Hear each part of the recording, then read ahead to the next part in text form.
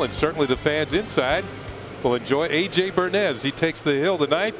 And we'll check out the Tigers starting lineup. They'll be facing A.J. It's presented by BMW. At the very top, the speedy Curtis Granderson, an all-star center fielder. Placido Polanco at second. Miguel Cabrera at first. Marcus Thames, DH. Cleats Thomas in right field. Brandon Inge will be at third base. Josh Anderson has some speed. He's in left. Gerald Laird does the catching. And Adam Everett will be the shortstop, and he will bat ninth. Well, just about ready for the first pitch of the ball game. First-time All-Star Curtis Granderson steps in, and A.J. Burnett's first pitch of the game is a little bit high for ball one. On the mound, A.J. Burnett, 32-year-old, 18th start, 8-4. He's been very good of late. You see the hits to innings, very good ratio, 101 strikeouts, dominant.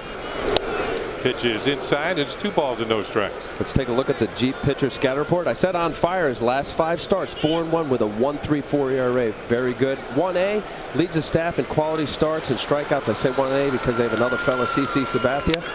Ball is lined towards the corner in right field, and it could be in there for an extra base hit. Swishes up with it quickly. The throw to second, and Granderson is in with a double. Well, Granderson, who had the big hit for the American League, scored the winning run on a sacrifice fly by Adam Jones of Baltimore. Starts the second half off with a booming double to right field. Gets his fastball down the middle. You see where Jorge Posada was setting up outside. You mentioned it, Kenny. He was walking on air based on his all-star appearance in St. Louis, and nice start for him starting off the second half with a double. Yeah, he had the big triple and eventually scored the winning run as the American League won again by a score of 4-3. So Granderson's at second. They'll bring up Placido Polanco, who certainly handles the bat very well. Very adept at bunting. Let's see what he does here. And he takes a pitch inside for ball one. The last one there was stay under control for A.J. Burnett. Any pitcher needs to have that. And if there's ever a piece of A.J.'s game, it's, you know, gets out of that box a little bit, gets some walks up some. Polanco hits it to the right side for Cano, and he will throw out Polanco, but on the play, Granderson moves over to third, so Polanco gets the job done. Let's check out the rest of the Yankees on defense behind A.J. Burnett tonight. Let's start in the outfield. We'll go from left to right. It's going to be Damon, Cabrera, and Swisher. In the infield, it's Rodriguez, Jeter, Cano, and Teixeira. Jorge Posada doing the catching for A.J. Burnett. And all-star shortstop and the all-star first baseman, both starters for the American League, Derek Jeter and Mark Teixeira. Here comes Miguel Cabrera, the first baseman, having himself yet another good season. Chance to drive in a run here. The Yankees going to keep the infield back in the first inning.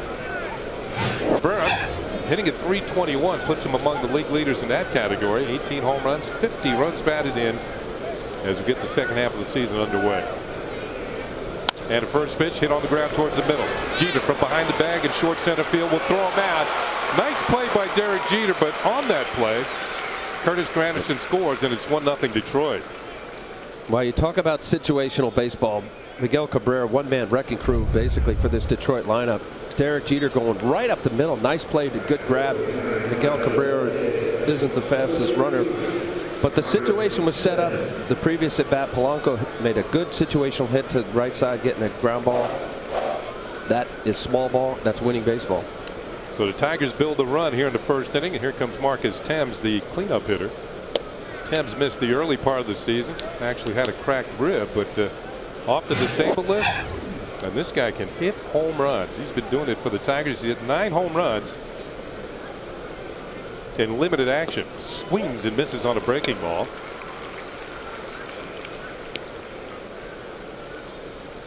Well, part of the reason why the Tigers ended up letting Sheffield go is they wanted Marcus Thames to get more at bats, get comfortable, and get consistent work.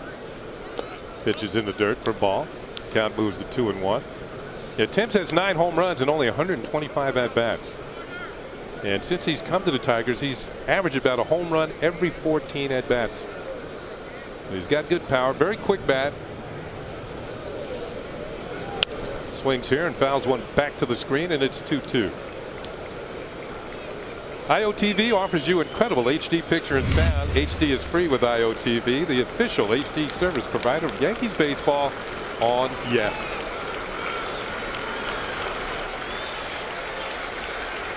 2 balls and 2 strikes on Marcus Thames. Breaking ball is low and away, and the count will run full of 3-2. By the way, that's the first inning run that AJ has allowed in 9 starts. So usually he keeps the gate closed when the game starts. The Tigers have pushed across the run here in the top of the 1st inning. Breaking ball hit hard by A-Rod and into left field for a base hit. So Marcus Thames singles the left field with 2 outs. And we'll check the weather out. Weather conditions kind of muggy here tonight. Let's look at the game time weather conditions presented by Bigelow Tea. 77 degrees. That humidity is way up there, 69%, 9 miles per hour for the wind, and showers and thunderstorms late. Let's hope very late out. It looked early on that we're going to get a little rain. It's holding off. Here's the number 5 hitter, Cleat Thomas. Young outfielder playing in right field tonight. And Thomas takes a pitch upstairs for ball 1. Jim Leland talking to him about Cleat Thomas. Absolutely loves him. Added athleticism. We'll get a chance to talk about the Tiger team a little bit as the game goes along. But the biggest thing is their defense has improved. Their pitching has responded. That's the difference of this big turnaround for the Tigers. Last year, last place, and here they are in 1st place in the Central. 2 balls and no strikes on Cleat Thomas. You know, every time you see a youngster for the first time, you like to see what his game is all about. Thomas has 5 home runs, 23 runs batted in. Actually hit his first major league home run last year. Hit it off of Nick Blackburn of Minnesota. Pitch is high and away, and it's 3 balls and no strikes. As Burnett is throwing some extra pitches here in the top of the 1st inning. He's been popping that 97, 98. And anytime there's a few extra days off, and you'll see guys that don't throw very hard want to pitch more often. And then your strong arm pitchers like AJ Burnett, that additional rest, usually they're just so anxious and hyped up that you'll see some balls early on spraying out of the zone. 3-0 pitch on the way, and that is high for ball 4. Check out the umpiring crew here at the Yankee Stadium tonight. The veteran Tim Cheetah behind home plate. Another veteran, Bob Davidson, at 1st base. Jeff Nelson will be at 2nd, and Mark Carlson makes the calls around at 3rd. AJ Burnett's last start was July 8th in Minnesota. And in that particular start against the Twins, he didn't have his best stuff, Allie. His breaking ball wasn't really working that much. He only had 2 strikeouts, but he got through it. And I told him after the game, that's a mark of a good pitcher, when you don't have your good stuff and you still win the game. 2 on, 2 out, and here's an all-star, Brandon Inge. And he takes a breaking ball low for ball 1. In fact, Inge was made the all-star team through the fan voting, got 11 million votes. And ended up being in the home run derby and was shut out. No home runs. He was overwhelmed by all the votes he got to make the team. Dave Island out to the mound, try and slow things down for Burnett here just to get things under control. That's exactly right, Kenny. And just watching so far, the amped up feeling having 9 days off. And you mentioned that last start in Minnesota. So long as there isn't anything wrong, whether he was mechanically off or didn't have his good stuff because of fatigue or soreness, that's a good thing that you mentioned, that he didn't have his full arsenal and have his best stuff. But as you see here, 96 miles an hour, he's hit a couple 97s. It's a matter of backing off, slowing down, continuing to use your off-speed pitch, because I think that's the biggest thing for AJ Burnett, to not only get called swinging strikes, but to get that breaking ball for called strikes early in the count. Create that doubt in the hitter's mind. 1-1 pitch misses the inside corner, and it's 2-1. AJ this year has had 8 starts following a Yankee loss. Of course, Yankee fans remember just before the All-Star break, the Yankees lost 3 in a row. This will be pitch number 20 on the way. And he is 5-0 in those 8 starts following a Yankee loss this year. Pitch is fouled off, and the count is now 2-2 on Brandon Inge. Now he's 5-0. The Yankees are 6-2 in those 8 starts following a Yankee loss. So he's been more than up to the task of ending a losing streak for the Yankees.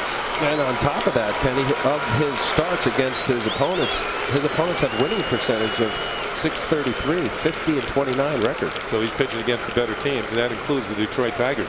2-2 pitch, hit hard, but Cano makes makes the play, and that's going to be it for the Tigers. It saves further damage. Detroit comes up with a run on 2 hits. They leave a runner here in the top half of the first inning. They leave 2 runners here in the top half of the first. Cano holds it in, and the Tigers lead the Yankees 1-0.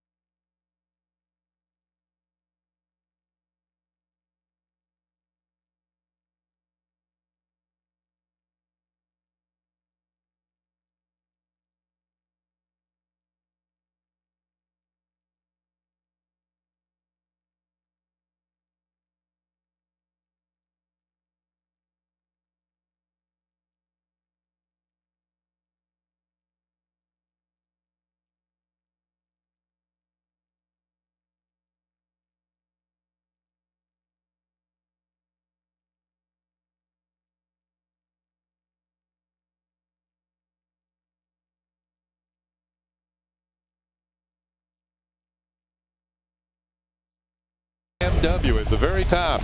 Derek Jeter leading off. Johnny Damon will be in left field. Mark Teixeira at first. Alex Rodriguez in his career against the Detroit Tigers. .345 with 30 home runs and 103 runs batted in 107 games. Hideki Matsui will be the designated hitter. Jorge Posada doing the catching.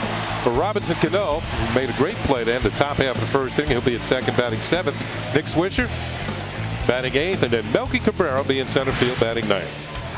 On the mound, the left-hander Luke French will be making his 3rd start, major league start. He's had a couple relief appearances. Very good numbers. His last start against Kansas City was his first major league win. Let's take a look at the Jeep pitcher scout report. Not overpowering. You're going to see a little bit of assortment of typical lefty, 2-seamers, a little slider. Decent stuff. See, not over, the opportunity knocks Tiger Cub. He's a rookie, and he's getting this opportunity because Jeremy Bonderman, Nate Robertson, others were on the disabled list. He's taking advantage. Jeter swings at the first pitch and fouls it off. And the lone lefty. Left-handers are batting 167, right-handers 267. And in this rotation, he is the only left-hander for the Tigers.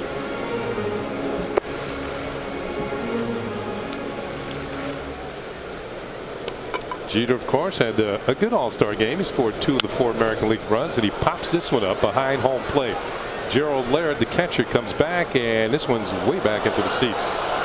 Let's check out the rest of the Detroit Tigers. See Gerald Laird, the catcher, who's having a good year throwing out runners.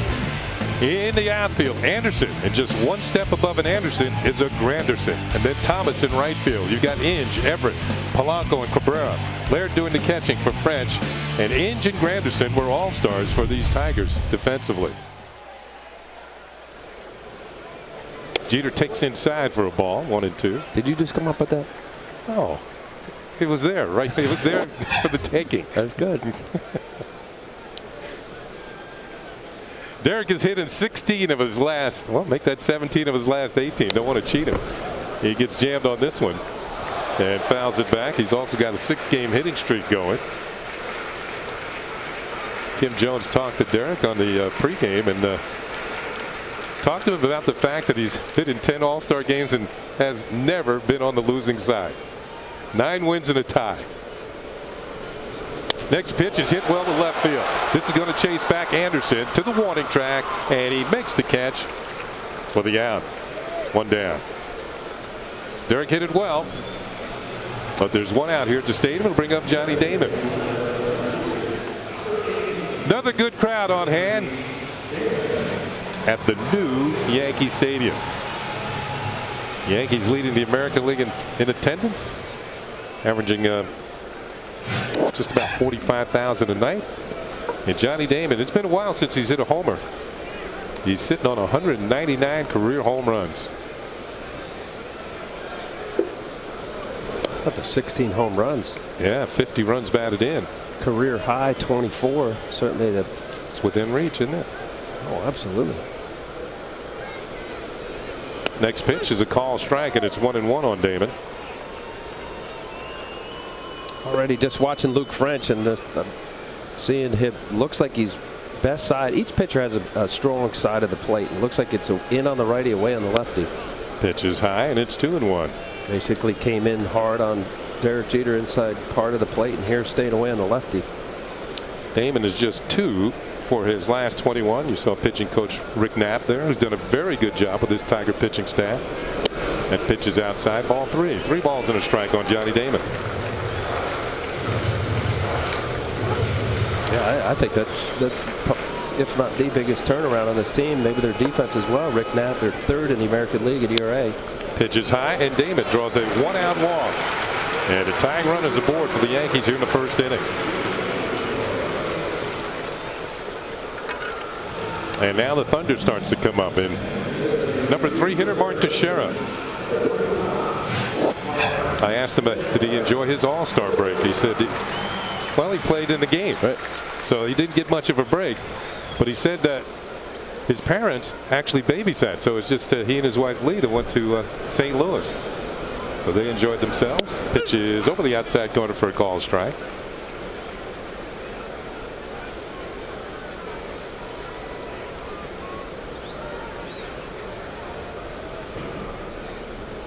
not much of a break, but I guess if you have mom and dad babysitting, that's it's a little bit of a break, isn't it? Sure. Fouls this one back, and the count moves to 0-2 on Mark Teixeira.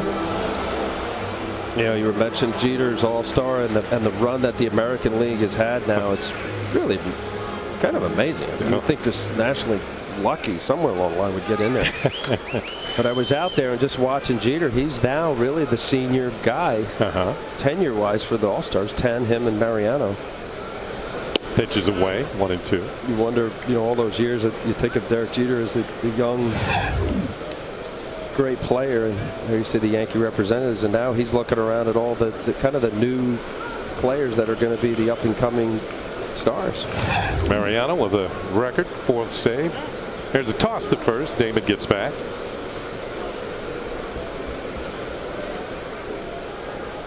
Teixeira, who's at the plate, you see Damon looked like the helmet came down over his eyes a little bit.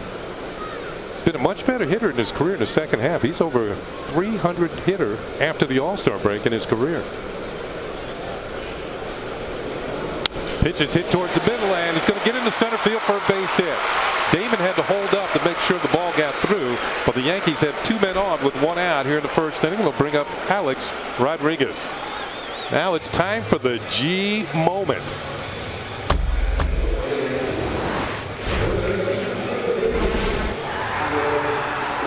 And that G moment was May 8th, Alex Rodriguez's first at bat since coming back from hip surgery, and it was a 3-run home run at Camden Yards against the Baltimore Orioles. A game that the Yankees went on to win. And that is our G moment for the night. A-Rod swings and misses on a breaking ball, strike 1. Alex has hit in 8 of his last 9. He's hitting .350 in the month of July. He had a pretty good road trip. As you can see what he's done in his last 17 games. He hit 3 home runs in Anaheim against the Angels. Of course, he always hits homers against them. That pitch is a call strike as French hits the outside corner. Well, since Girardi gave him those couple days off in Florida, he really has responded. Obviously, the right hip surgery that he had, taking him along slowly and making sure that he's healthy. You certainly need the lower half of your body and hitting the baseball. No balls and 2 strikes to count. And A-Rod hits one high and deep to left field, but this one is curving foul. That was the breaking ball he saw the first pitch.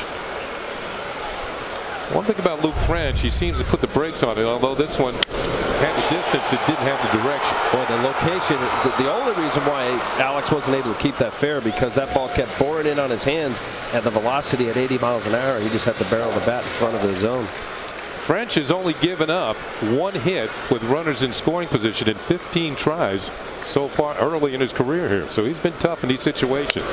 Pitch is fouled off by Alex, and the count holds at no balls and 2 strikes. Well, he better make a better pitch than that.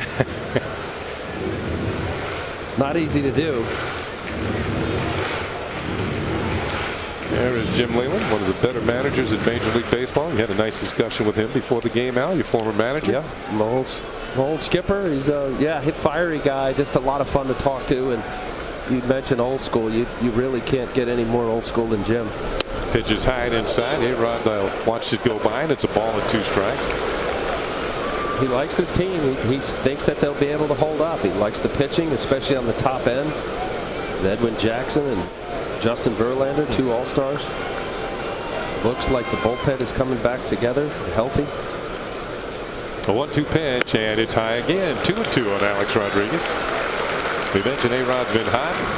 He's had 8 multi-RBI games since getting 2 days off. He just had 4 days off. Can he get even hotter? That's true. Yeah. That was odd not having Alex Rodriguez around the All-Star game. It certainly was.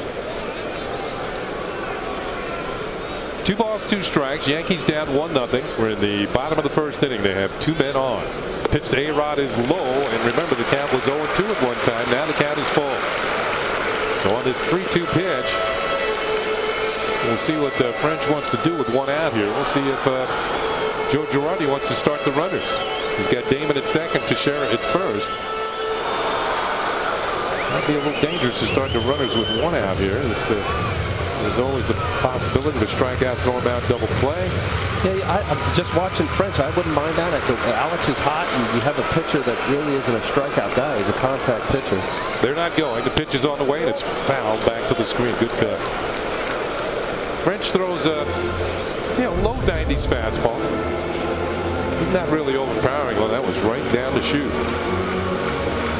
He's a guy that's going to be either on the corners and just mixing it up. That little slider in, his 2-seamer away. He hasn't established that fastball away yet. And he's only thrown 1 changeup. That's actually his plus off speed pitch. Once again, the 3-2 pitch, and A-Rod hits a little blooper towards center field. Cutting on is Granderson, still coming on. And he gets there and makes the catch. Both runners held up and returned to their bases as Curtis Granderson turned on the speed to catch that looping fly ball to center field. It's the hardest pitch. Let's watch the reaction of Granderson. Initially with a big swing, he got a good jump. He's not the fastest center fielder. This is instincts right here. He did turn it on at the very end. Nice play. See that jam shot, a big swing by Alex. He did get a good jump initially. He was able to turn it on the afterburner, keeping his eye on the ball. Alex knew getting in on his hands, even at 88 miles an hour, to get in. Big hitters like Alex Rodriguez would jam him as a pitcher. So Rick Knapp, the pitching coach, actually went out to talk to French, and I think it was sort of like they let him catch a breather here in the bottom of the first inning. But 24, 25 pitches, and these are not easy outs. This is what the Yankee lineup does. When they're on all cylinders, they take the tough pitch, they foul off tough pitches, and make the pitcher work. And usually get a good pitch to drive. Matsui swings and misses, strike 1. The Yankees just 5 runs away from reaching 500 runs scored. They have scored the most runs in baseball. Matsui's starting to get hot, healthy. That was a big issue with him early on with his knees. Next pitch, swing and a miss, strike 2. He's tough on the lefties. Said the 167 batting average against coming in. Right-handers 267. 2 sliders down the way. Yeah, lefties do not have an extra base hit against Luke French so far. Look for the slider. The Yankees have scored 83 more runs this year than they did last year at this date. So they are their offense has been a lot better, and that's even without A-Rod for the first month, and Teixeira not hitting much in the first month. And you think about Nick Swisher really was kind of going to be platoon, if you will, with Xavier Nady out of spring training, and Nady goes down. And I think, even as we talked about at the Open, the fact of all of those injuries that occurred to major key players in the middle of this lineup. Matsui hits it hard and over second into right field for a base hit. Johnny Damon's being waved home. Here's the throw by Thomas to the plate. It gets by the catcher. Damon will be safe. On the way to third is Teixeira, and Matsui scoots into second. It's a 1-1 ball game. Hideki Matsui with a 2-out single ties the game. Well, let's take a look at the pitch by pitch. The slider goes right after him and then throws it again. You see Matsui not seeing it. Throws the slider way off the plate again, and now this is hanging slider. He went 4 sliders in a row, didn't make the pitch. Matsui made him pay for it. Clete Thomas, haven't seen his arm. This is a strong arm, just a little up the line. You see the catcher Laird just kind of playing the snooze. It's not coming in yet. Johnny, that wasn't a very good slide.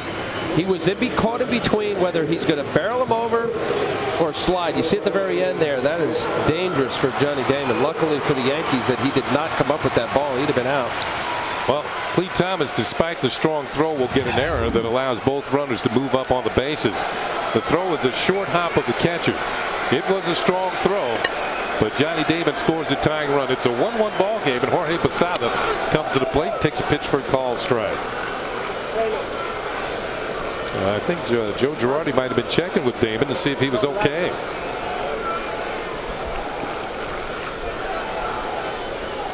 Posada, as a right-handed hitter this year, is hitting .339. Fouls this one at the plate, and it's 0-2. Well, I just watched now. Laird kind of gave the snooze play. Now, I don't know why he didn't start his slide a little sooner. Maybe the reaction of the ball in front of him, he wasn't sure whether he was going to go through him or not. But that was dangerous on Johnny's part. You see right at the very end. He actually touched home plate twice, once with his foot, and then went back to make sure. Posada fouls this one off, and the count remains 0-2. Looked like it was very awkward the way that he came into home plate, and Johnny seems to be walking it off in the dugout as he has scored the tying run.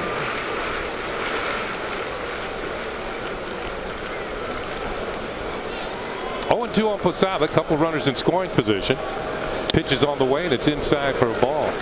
I mentioned Posada hitting for much higher average as a right-handed hitter, but his last 10 home runs have come batting left-handed. If you recall, he hit the first home run ever at the new Yankee Stadium. He hit it right-handed off Cliff Lee on opening day. Pitch to Posada, hit hard. Inge comes up with it at third across the diamond. There's a final out of the bottom of the first inning, but the Yankees pick up a run on 2 hits. There was 1 error, and at the end of 1, it's the Tigers 1, the Yankees 1, as Damon scores the tying run.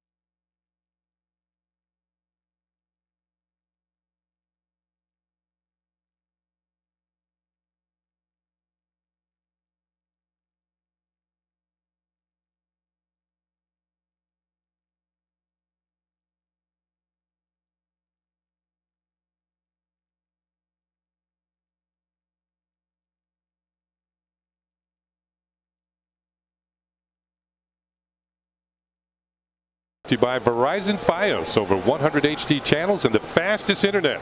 This is Fios. This is big. That's a big matchup too. Justin Verlander and CC Sabathia. You got some hard throwing pitchers on the mound tomorrow night. Verlander an all-star for the Tigers, 10-4 with a 3.38, and CC Sabathia 8-6 with a 3.86. That should be a good one. That'll be fun to watch. If you like dominant starting pitching. Here's the left fielder, Josh Anderson, has a world of speed, takes a pitch outside for a ball. A-Rod and Teixeira. Teixeira about even with the bag at first. A-Rod just a step beyond the grass. Anderson's kind of struggling lately, only 4 for his last 26. That's when you're more apt to bunt. There's a pitch inside for a ball. 2-0. You see how the Yankees set up defensively. It looks like Melky in center, just a step towards left center field. But they don't expect Anderson to be pulling the ball. The 2-0 pitch is on the way. And he takes it, and it's low. Ball 3. 3 balls and no strikes. Well, another reason why Jim Leland likes this team, because of the improved defense. And you mentioned about the struggles of Josh Anderson. He loves his speed. He loves the defense, especially at Comerica Park. It's a very big outfield, and to have basically 3 guys out there that can run them down, they need it. And it's a 4-pitch walk to Anderson, leading off the second inning. That is the second walk charged to A.J. Burnett, who leads the league in base on balls. Yeah, that's a frustrating walk, Kenny. As dominant as A.J. has been, to walk a guy who has been struggling somewhat, a young player, Josh Anderson, go after him. 4 pitches.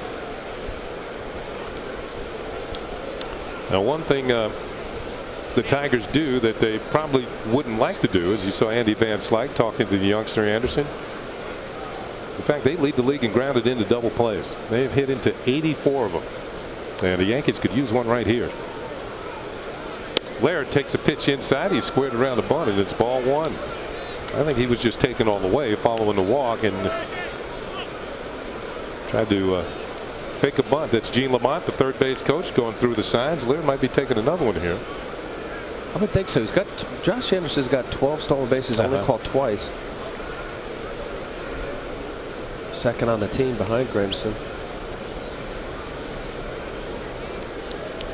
Posada's been throwing much better this year after the shoulder being healthy. 30%. He's throwing runners out. Laird has laid down 4 sacrifice bunts this year, so that is in his arsenal. Burnett once again checks on Anderson at first.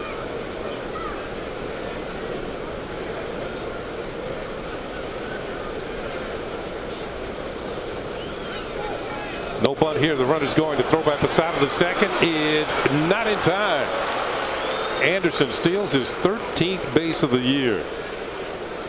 The young man out of Auburn University can really run. Moderate lead, good jump. This was stolen off A.J. Burnett. I think Posada had a strong enough throw. Plus runner, speed-wise, good coming out of the chute, feet underneath him. Right on the money. Just outrun the baseball. And when you're struggling command-wise as a pitcher, A.J. Burnett, usually has his normal leg kick. Let's see if Laird is laying down a bunt here with a ball and a strike to Cap. No, he's swinging away and swings and misses strike 2, 1-2. 96-mile-an-hour fastball. Just explosion taken out with it taken off. The Yankees and the Tigers met earlier this year. The Yankees took 2 out of 3 in Detroit. There's a it's easy. Sometimes he's so smooth. Easy gas. Yes. A 1-2 pitch. Just misses the inside corner, and it's 2 balls and 2 strikes. Tigers have the go-ahead run at second with nobody out here in the second inning. Good call. Tim Teixeira, home plate umpire, crew chief. He's been around a while.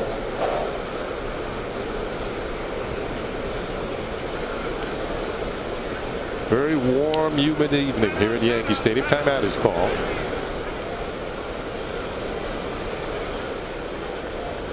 Burnett. He should be checking Anderson more than once at second base. Maybe not with nobody out, but certainly if there's one out, you give him a double look. 2-2 pitch. Throw to second. Gets by Cano, and Anderson's going to move to third base. Anderson's going to be held there by Gene Lamont, the third base coach. That's going to go as an error on A.J. Burnett as he misses Robinson Cano. Boy, when you make this, you have to make sure that you make a decent throw. It's not about getting him out, especially there. You saw when you spin as a pitcher, you see whether you actually legitimately have a shot at getting him out. This is a daylight play. Sees Cano is close enough because of Laird being a pull hitter. Just a nice, easy little strike. You're playing catch with second base. Runner at third now with nobody out. Laird a little bounce it towards third. Anderson's going to hold there as A-Rod comes up with a throw out the catcher for round number 1.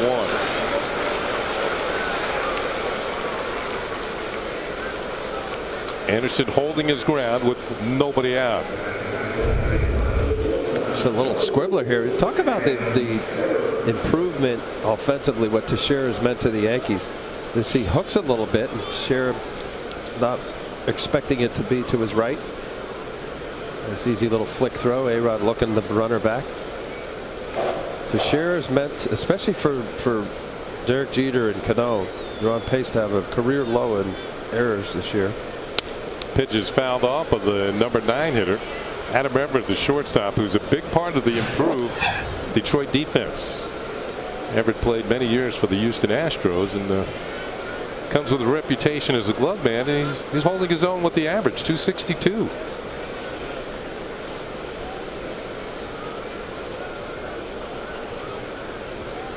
Yankees have brought the infield in with 1 out. Little bouncer foul, and here's where Al, you had mentioned it earlier about how AJ needs to pick up strikeouts, and when you got those runners in scoring position with less than 2 outs, strikeouts are a big bonus. Sure is. This is the exact scenario. The hitters obviously trying to loft the ball in the outfield or hit a hard ground to the right side, infield in here. Major League average usually goes up around 100 points. No balls and 2 strikes on Adam Everett. It's a high pop-up. It's going to be a tough play, but Nick Swisher's going to make the play, and no chance for Anderson to advance from third. With the infield in, that's a tougher play for the infielders, and because Everett does not have much power, Swisher was playing very shallow and right. So there are 2 down now, and Anderson is still at third base. Swisher coming a long way here. Has it, calling off Cano. Get in position just in case if Anderson were to do something risky. Shallow fly ball to right. Smart move. Now this is a bear down at bat. Granderson, who got the leadoff double. AJ, get out of this. It's a good feeling when you nobody out, runner at third base. Granderson, we told you, a first-time All-Star. Takes a breaking ball in there for a called strike.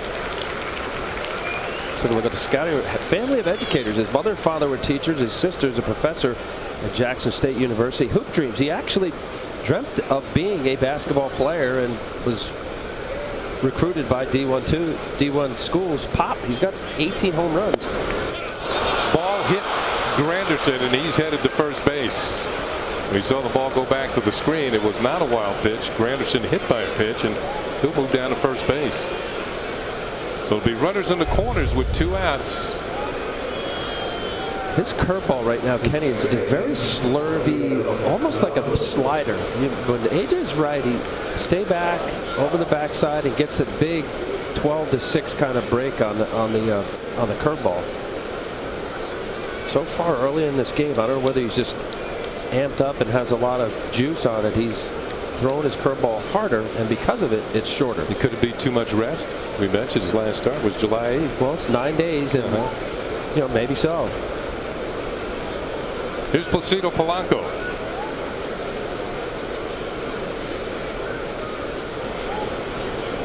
And he takes a breaking ball for a called strike.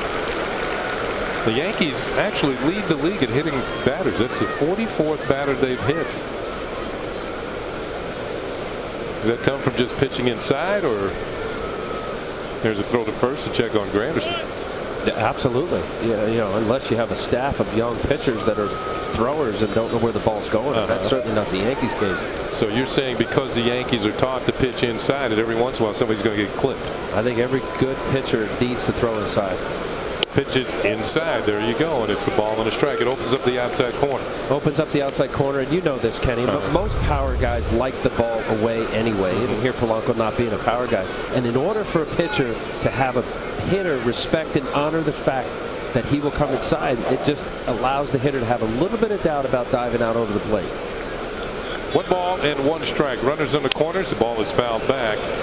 Now here's interesting numbers. Some interesting numbers. The teams that lead the league in hitting batters. You got the Yankees, the Red Sox, the Rangers, and the Angels. All 4 of those teams are playoff type teams. First, and then almost in first. Yeah. So what you got is they're willing to move hitters off the plate.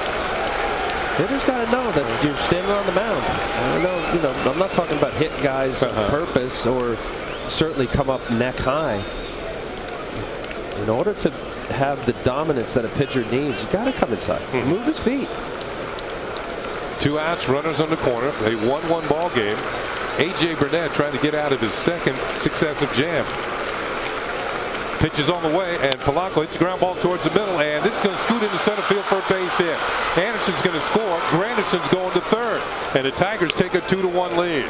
Placido Polanco with a 2-out single puts the Tigers in front. Well, AJ didn't get out of it. Now you see this pitch, it's just enough up, and it's a tighter curveball. It doesn't have the big loop to it. See his spike, it's a spike curveball. He takes his index finger and actually has his knuckle on it. This is good hitting. Placido Polanco's done this for a long time. The ball probably wasn't far enough away for AJ's liking. Just staying on the baseball enough to get it up the middle and past Derek Jeter. Tigers up 2-1, and it brings up the dangerous Miguel Cabrera with 2 outs and runners on the corner. Cabrera has a 12-game hitting streak. Going into the play and after the All-Star break, in a good swing at that, but it fouled it back. Just 26 years old. He's got 193 career home runs. He's been a run producer at a very young age, almost right from the start when he was with the Marlins. 40 pitches, the ball strike ratio tell you what has happened so far. It's not good, 1-to-1 ratio. Next pitch hit on the ground to first to Teixeira. This should do it for the Tigers here in the second, but they retake the lead. They pick up a run on only 1 hit at the end of 1.5. It's Detroit 2 and the Yankees 1.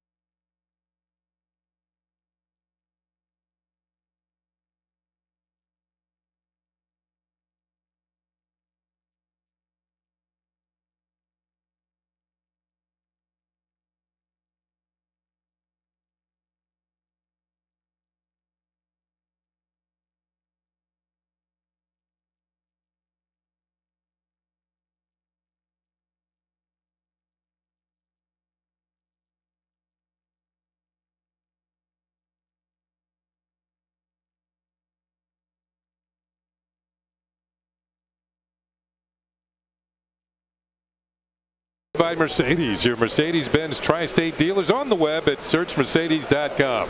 68 years ago today, Joe DiMaggio's hitting streak was ended. 56-gamer at Cleveland's League Park. Ken Keltner, the third baseman for the Cleveland Indians, made 2 great stops behind the bag and threw him out. And Joe D's streak stopped at 56. It ended. The next day he started another one at 17. Pitches outside the Cano for ball 1.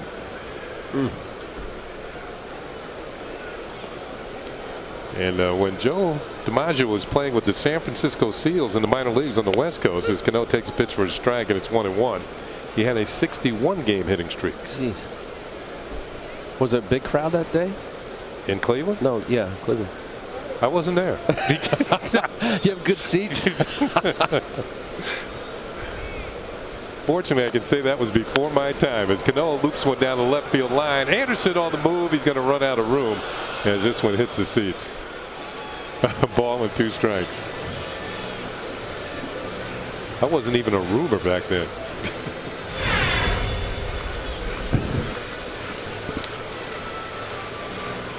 Cano with an 8-game hitting streak leading it off for the Yankees here in the second inning. The Tigers leading 2-1. Joe Girardi had the players out here early. They were kind of taking extra fielding, a little extra hitting, and loosening up their arms, trying to get ready. 1-2 pitches outside, and it's 2-2. You know, most managers will do that. I remember once upon a time, a couple years, you had to actually get here the day before the season's the second half started, and they'd have a full workout. Yeah. Now they've condensed it to fielding practice, pitchers covering first. Breaking balls hit high in the air to left center field. Is it Anderson or Granderson? It's going to be Granderson who makes the catch for out number 1. Well, not at home, not a problem. Now Bronx Bomber fans on the go can watch live Yes Network Yankee games on their PCs and laptops. If you're an Optimum Online or IOTV customer, go to yesnetwork.com to get more information and sign up for your subscription now. That is great stuff. It is great stuff, especially when you're down on the beach, down the Jersey Shore and Seaside, and you open up your laptop and just have a little wireless. Kenny, I can tell you, it works. Yes. You were there. Yes, I was. You became very popular on the beach, didn't you? No, I was hiding. Pitch to Nick Swisher is a knee-high strike from Luke French. Swisher 237, 14 homers, 47 runs batted in. Pitch is fouled off, and it's going to make the seeds, and it's 0-2. Nick had a big series in Detroit, as you saw. Yankees first time through Comerica Park. 3 home runs. Hit 2 in one game, 1 from each side of the plate. The Yankees won 2 out of 3 the hard way. They lost the first game to the Tigers and roared back. Get that roared back against the Tigers. Got it. And won the next 2. Swisher takes inside, almost hit him, and it's a ball and 2 strikes.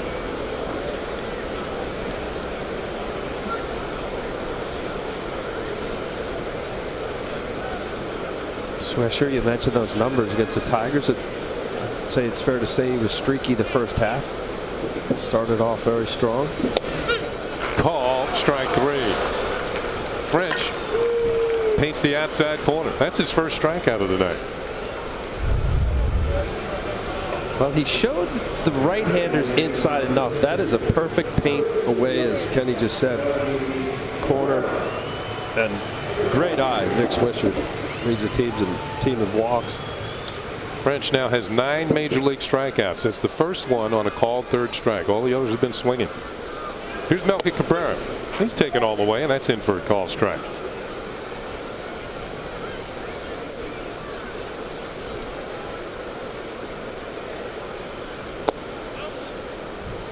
Kind of got Luke French. You got the old school over the head. You don't see as many pitchers. Pitchers have become very sterile, I believe, in the sense of very robotic, less legs and arms. And Melky hits a little looper towards left center field. Coming on is Granderson, and Granderson makes the catch, and that's going to do it for the Yankees. They go quietly against Luke French here in the second inning. It's on to the third. Detroit in front by a score of 2-1 here in the Bronx.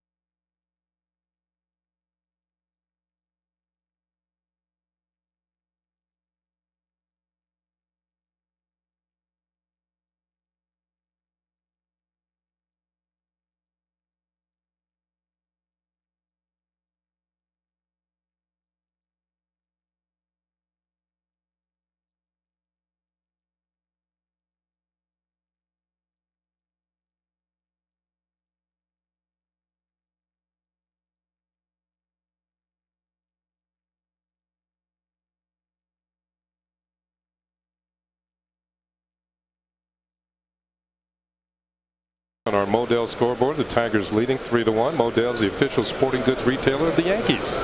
And he swings at the first pitch, a couple of hops, and Alex Rodriguez across the diamond, and one pitch and one out.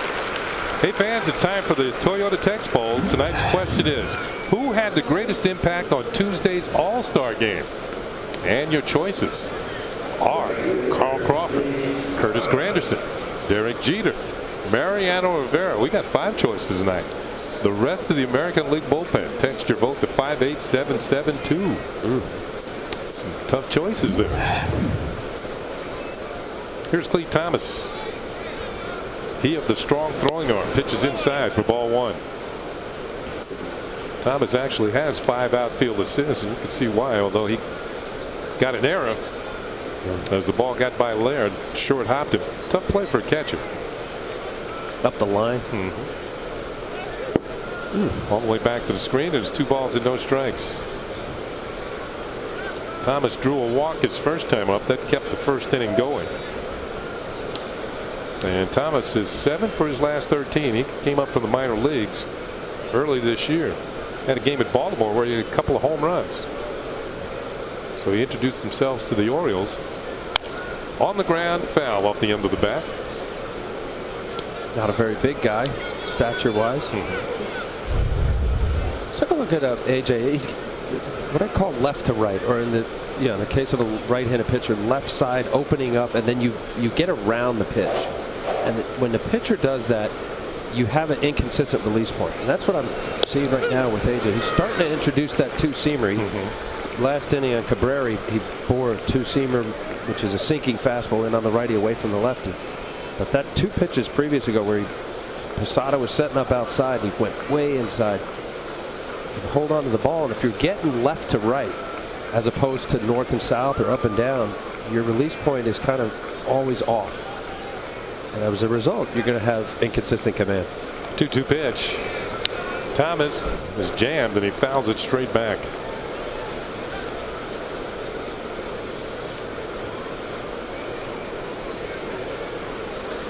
You know, you can see by watching AJ in his first half of the season, now on to the second half, he is not a fun at bat, either if you're a right-handed or left-handed hitter. This stuff is electric. Breaking ball is hit in the air to left field. Johnny Damon moving back and is there and makes the catch for out number 2. So AJ trying to get a 1-2-3 inning going here. He is struggling the first 2. Well, aside from stuff, and you'll hear that from opposing hitters, or what do you mean by that? What would make a guy uncomfortable? All right. Number 1, he throws hard. Yeah. Number 2, he's got a very good breaking ball. Number 3, he's just wild enough you don't feel comfortable in the box. Here's Brandon Inge, and Inge takes a pitch for a call strike. Now, he leads the league in wild pitches. And it's not like he's trying to be. Yeah, it's just the way he is. He's got really good stuff. Here's the 0-1 pitch. Inge swings and misses, and it's 0-2. Blew a fastball by him. Well, I understand, because I was on the other end of that. I didn't throw as hard, but to hear you say that, and I think it's more about the command that makes a hitter feel uncomfortable. Of course, the 95 plus and the great curveball. 0-2 pitch, and it just misses the outside corner. 1-2. You know, when you hit her and you take a pitch like that, you're hoping you don't hear anything from the umpire. Good call. It was outside.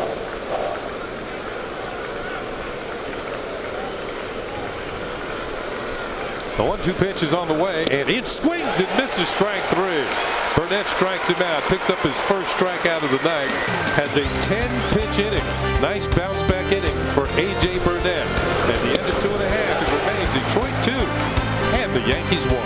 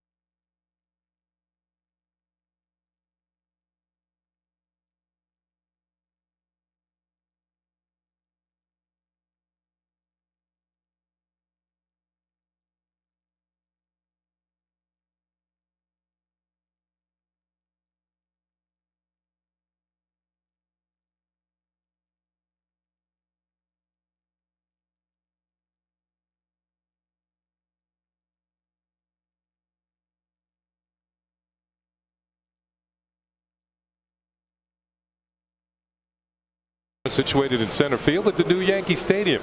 The Mohegan's Sun Sports Bar is a great place to gather and enjoy the game. Mohegan Sun, a world at play. Looks like everybody's having a good time.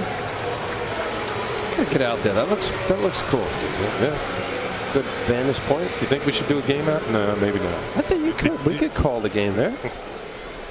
Instead of saying there it goes, here it comes.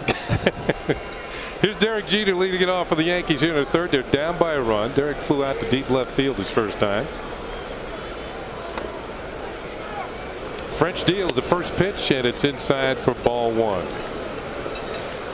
On our Modell's scoreboard, the Yankees down 2-1. Modell's the official sporting goods retailer of the Yankees. Here's the 1-0 pitch, and Jeter fouls it off. A ball and a strike.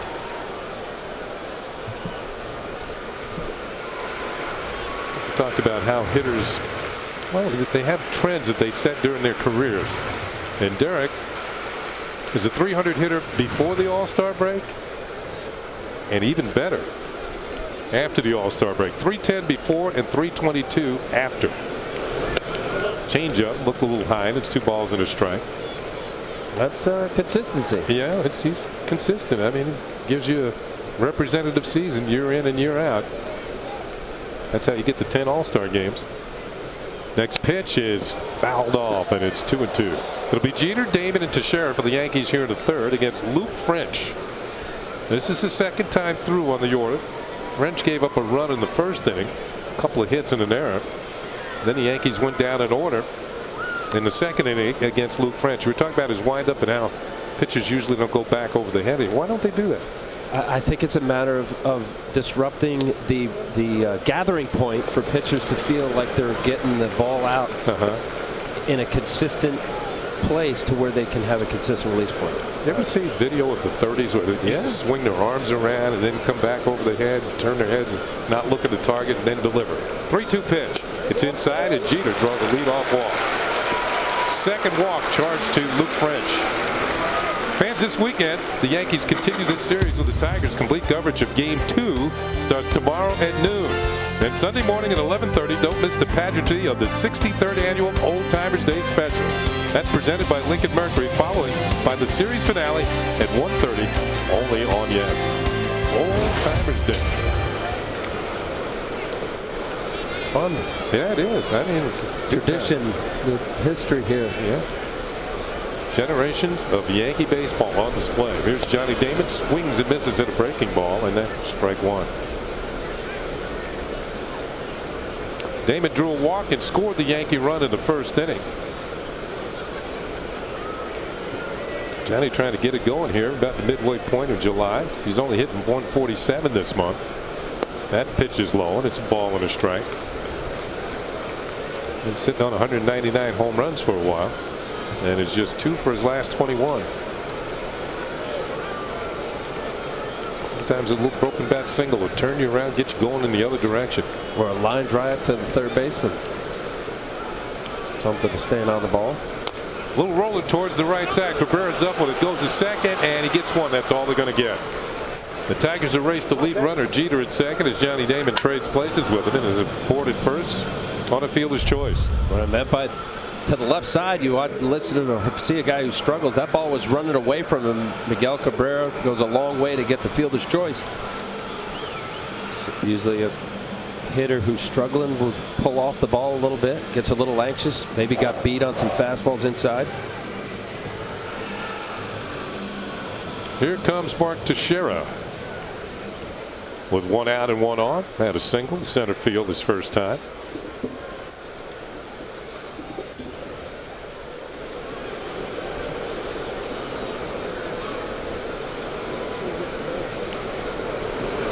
This ball is hit well to left center field. Anderson back. Looks like he has a bead on it. Makes the catch on the warning track in deep left center. Damon will hightail it back to first, and there are 2 down.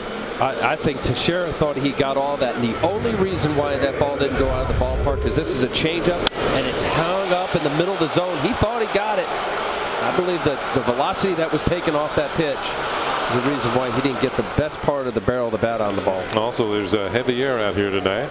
A lot of humidity in the air. Ball might not be traveling the way it does in the daytime. Here's Alex Rodriguez. I mean, if he really hit it, it wouldn't matter how heavy the air was. It was going to go. A-Rod flied out to center his first time. Check on Johnny Damon at first, who has 8 steals without being caught this year. A-Rod put on a home run display in Anaheim, hit 3 homers in the series, and reached his career total to 570. 10th on the all-time list. Pitch is fouled back to our right. A-Rod now just 3 behind Harmon Killebrew on the all-time home run list. The killer. It's a matter of time. Alex will be climbing up that list. Yeah, there's the Hall of Famer, Mark McGuire, 10 ahead of Killebrew. He just passed Rafael Palmeiro.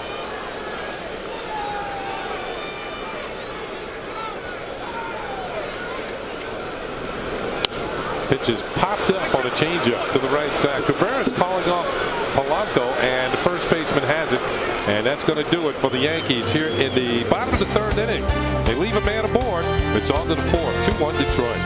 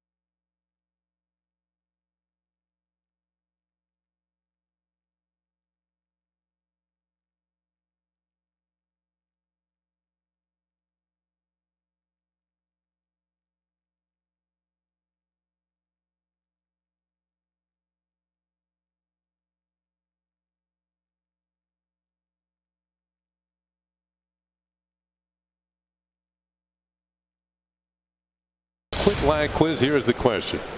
Off which former Yankee pitcher did Marcus Thames hit his first career home run? We'll have the answer for you in the bottom half of the inning. Put on your thinking caps. And the first pitch is lowered inside to Josh Anderson. Yeah, somebody's getting a call to get the answer right there.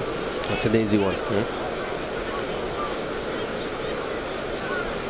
The 1-0 pitch to Anderson, and he fouls it back, and it's a ball and a strike.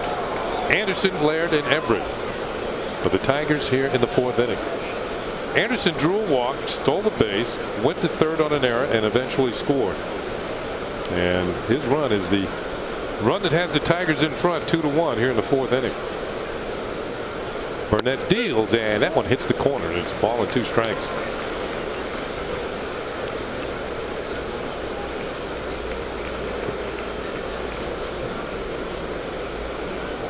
Span 1-2 count. Got at least 1, maybe 2 pitches. Tried to nail that inside corner, just missed.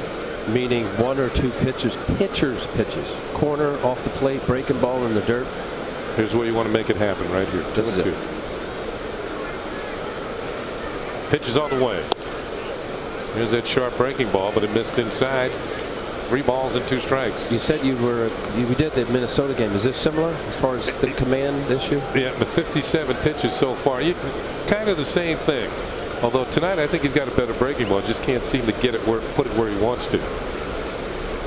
3-2 pitch. And everybody wondering, Posada and Burnett, where was that pitch? And Anderson walks for the second time. Third walk charges to Burnett, and it puts a speedy runner aboard with nobody out here in the fourth inning. Well, it looked like Tim Teixeira, the home plate umpire, flinched a little. We'll see umpires do that where they call it a strikeout ball.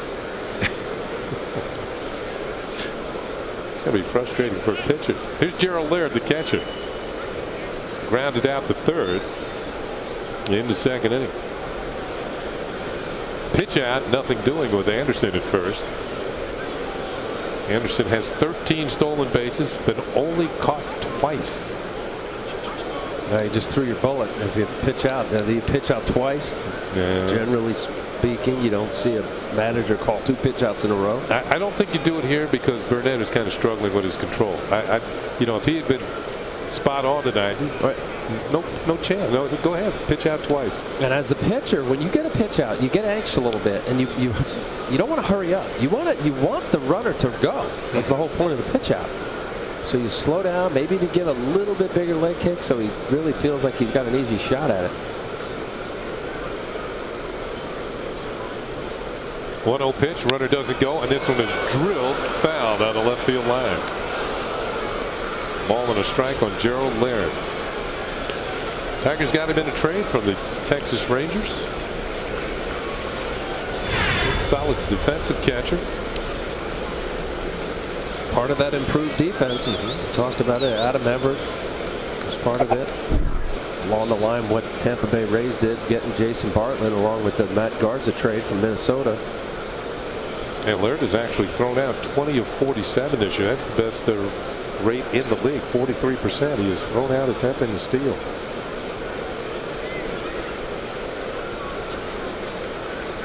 Runner's not going. The pitch is on the way, and it's popped up to the right side of the infield. Cano drifting back and calls off Teixeira and makes the catch in fair territory. So Laird is now 0 for 2 after popping out to the Yankees second baseman. So 1 out and 1 on for A.J. Burnett.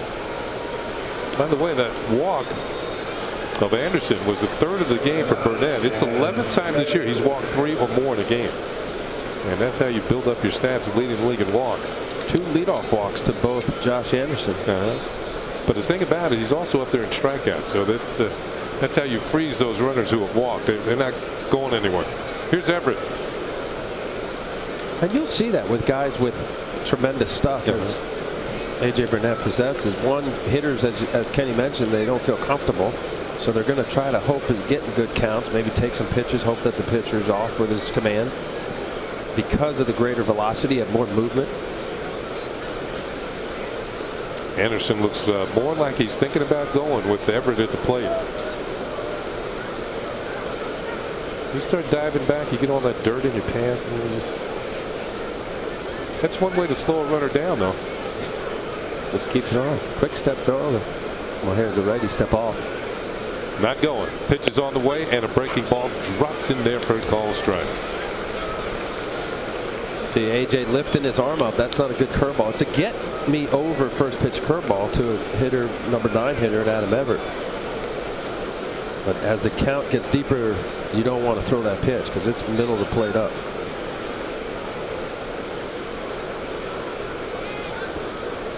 And that's a very hittable pitch. Got a decent lead over at first. Burnett steps off. And I was thinking about, when you're at the beach and you get hit by a wave and all the sand gets in your bathing suit, it slows you down a bit, doesn't it? Maybe. Clean it out. Pitch is hit on the ground to third. A-Rod on the backhand. Goes to Cano for 1. Cano on the first. It's a double play. 5 to 4 to 3 around the horn. Pitcher's best friend gets A.J. Burnett out of trouble here in the 4th inning. We played 3.5. The score remains 2-1 Tigers. A-Rod to Cano to Teixeira. That ends it for the Tigers in the 4th.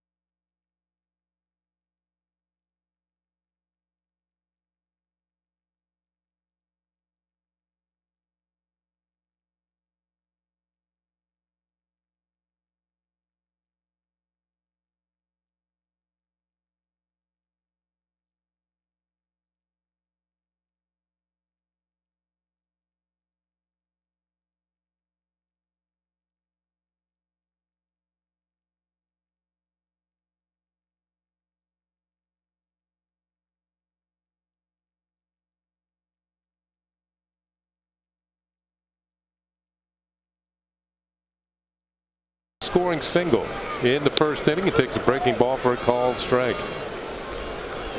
Hideki's hitting 10 of his last 12 games. Calls timeout, doesn't get it, and the pitch is in there for a strike. Tim Teixeira doing the right thing. You have a pitcher working fast. Wait. Doing what? The right thing? Well, what if a hitter calls? Yeah, but well, I'm taking it from the pitcher's perspective. I know you were a hitter, but you have a pitcher winding up, and he calls timeout.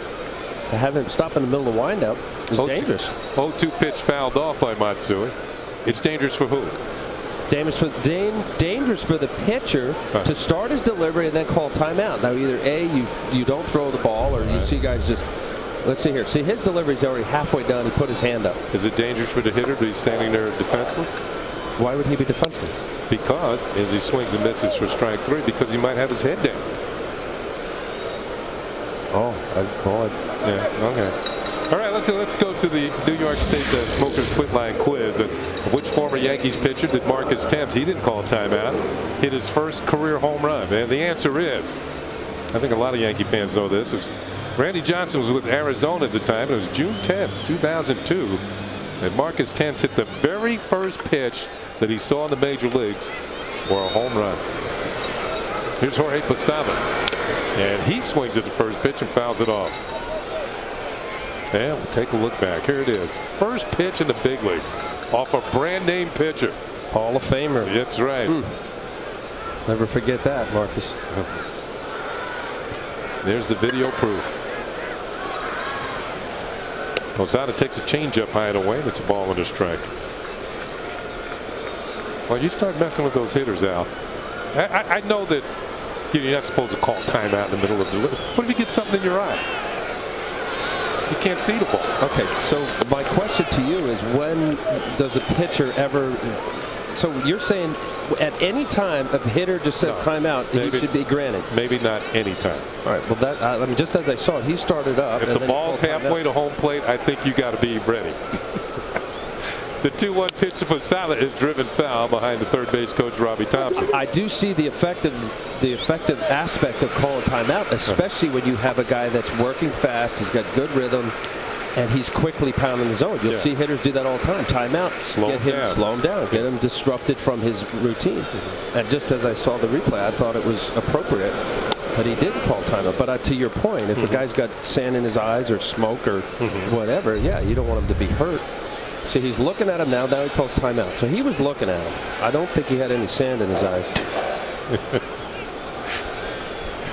But again, Kenny, I am coming from the pitcher's perspective. Yeah, you know I am too. 3-2 pitch to Posada's a ball, and he's on with 1 out. Kitty and I used to go through that all the time. 1 out and 1 on. It'll bring up Robinson Cano. Cano flied out to Granderson in center. That is the is that the third walk or the second? That's the third walk charged to Luke French tonight. And with that third walk, Kenny, and to the point of Matsui stepping out, of the 15 batters he's faced, 12 of them he threw first pitch strikes, which is what you're taught as a pitcher. Get ahead. Cano hitting .360 during the month of July, and he takes a breaking ball, hangs high and inside, ball 1. Cano in his career has been a much better hitter in the second half of the season. .287 in the first half, but following that All-Star break, man, he turns it on. .327. He finishes strong. There is such a thing as second half ball players, guys who traditionally play better in the second half. Here's a line drive into center field for a base hit, right on cue. Robinson Cano with a hit to chases Posada to second base with 1 out. Well, good hitting right here. See where Laird is setting up. This ball is away. It's up enough, but for French, he has a little bit of cut to it, as a lot of left-handers do on a four-seamer. Robinson Cano, nice hitting, not pulling off the baseball, going left center, driving that ball. It's this ball cutting away from him. The hitter's not right. He doesn't stay on that ball. He pulls off a little bit. You get a pop-up or a roll-over ground ball. 2 on, 1 out. Nick Swisher at the plate. Yankees down by a run here in the 4th inning. Tigers scored a run in the first, run in the second. The Yankees got their run in the first inning. Swisher takes low and inside, ball one.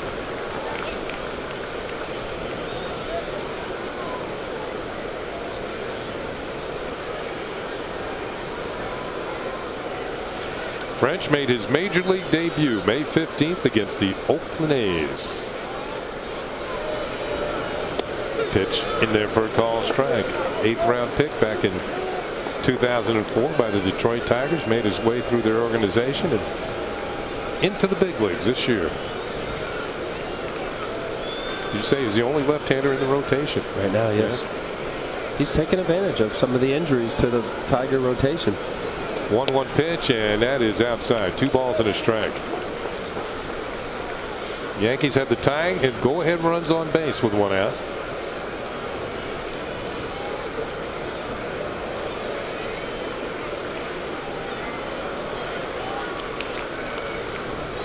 The 2-1 pitch is popped up. Cabrera crosses into foul territory and near the first base coaching box makes the catch for out number 2. Looked like Swisher tried to do too much with that pitch. Sometimes you try and swing too hard or load up on something and it makes your bat slow down. Swisher being a better left-handed hitter career-wise. 241 coming into today as a lefty. 229 right-hander. Getting a little jacked up. That ball looked hittable up out over the plate. So that'll leave it to Melky Cabrera with 2 outs. And a couple men aboard. Melky flying out to Granderson in center.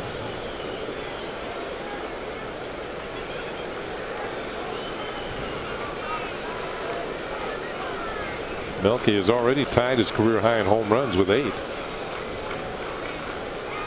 And he takes one upstairs for ball 1. Looks like French is starting to fall behind a little bit more to some hitters here. Well, you know, second time around, Kenny, as you know, as a hitter, if you haven't seen a pitcher before, you look at release point and stuff and movement. 73, good ball strike ratio, 45 to 28. Misses again, and it's 2 balls and no strikes to Melky Cabrera. Should get a pretty good pitch to hit here. But as we mentioned, French has been tough with runners in scoring position this year.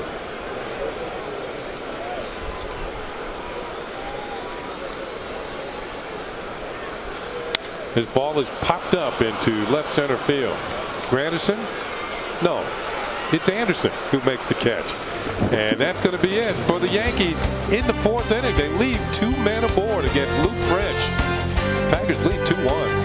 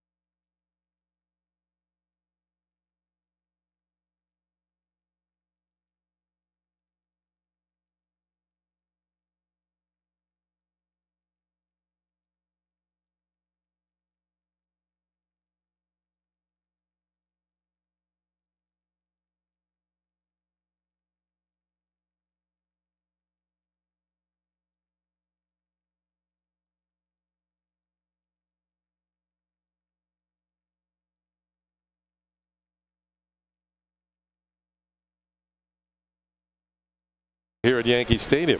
It's the 5th inning in the top of the order for the Detroit Tigers. Granderson, Polanco, and Cabrera. On our Lexus scoreboard, the hits are even, but the Tigers have the lead in the all-important run column. Granderson takes a breaking ball downstairs, ball one. He's been on base twice. Leadoff double in the first inning when he eventually scored, and then was hit by a pitch in the second.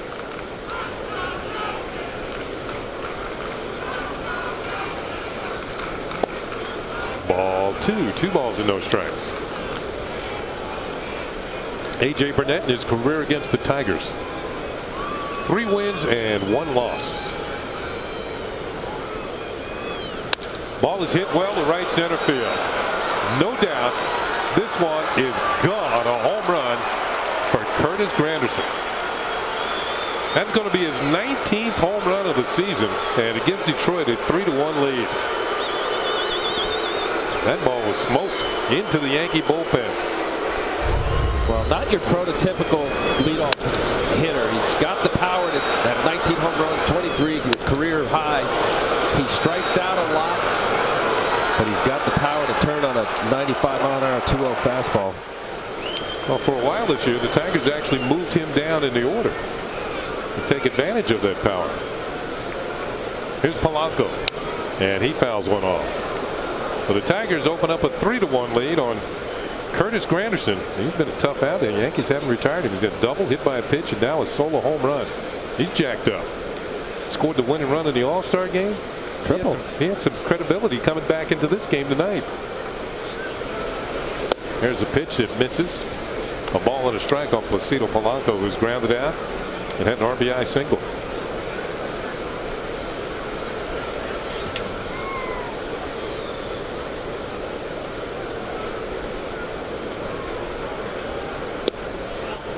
Two balls and a strike. You see Polanco, his style of hitting, chokes up on the bat for better control. You don't see that very often in this day and age, although Barry Bonds choked up on the bat a little bit. Didn't cost him any power. Such a tough out. Doesn't strike out a whole lot. 2-1 pitch. For that very reason, Kenny talking about, you'd get more bat control. And really very good, as Derek Jeter's made a career of hitting the ball right center field for the most part. Polanco not having the same driving power, but that's kind of his approach, and it's been for his whole career. Which kind of guys give you the most trouble? Hitters like Polanco or the power hitters? No question, Kenny, this guy. Just the pesky, put the ball in play, make you throw a lot of pitches, foul a lot off. Ground ball to third. A-Rod gobbles it up and throws him out. 1 out here in the 5th. He was a quiet pitching powerhouse, affectionately known as Moose.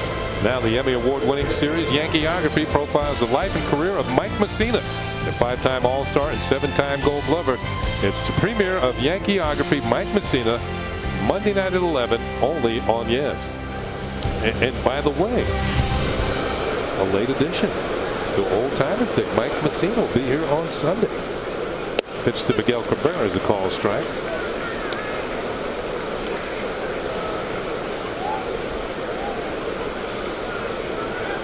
Pitches by inning for A.J. Burnett.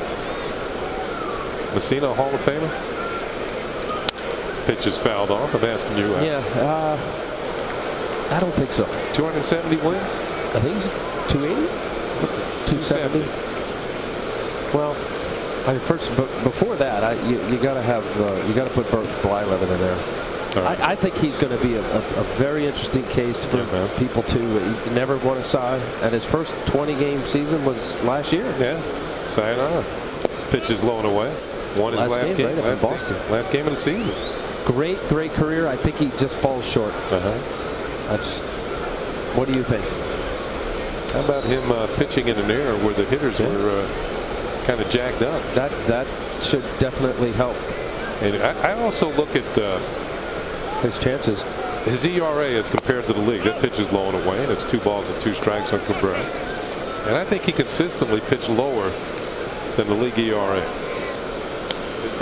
So my thought is that maybe not right away, but I think eventually he's going to get in. 7-time Gold Glove winner, 5-time All-Star. I agree with that. It'll probably be a few times on the ballot. Pitch is hit in the air and hit well to right center field. Swisher's not going to get it. This ball is up against the wall in right center. Here comes the throw from Melky Cabrera to second, and he throws him out. Cabrera guns out Cabrera at second.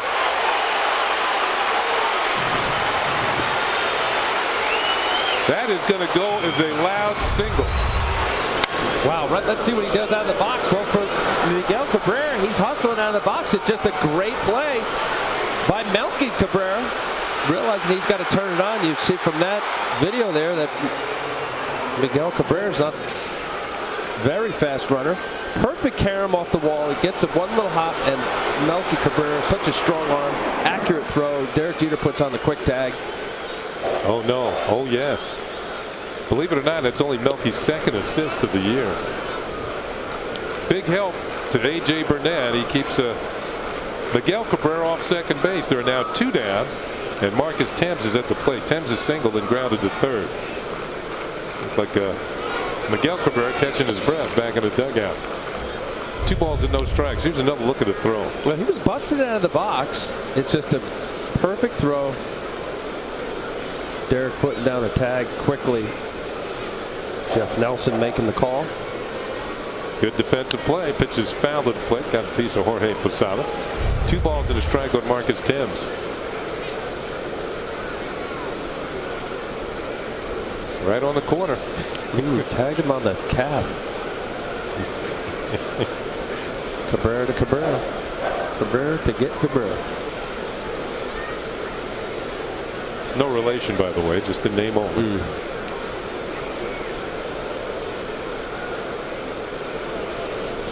2-1 pitch to Marcus Thames, and he'll take it high for ball 3.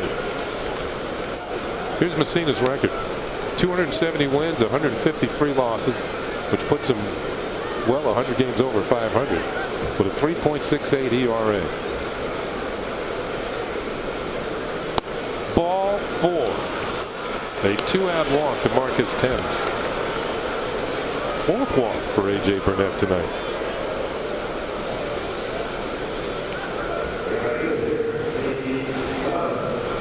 Right fielder Clete Thomas will be the next hitter.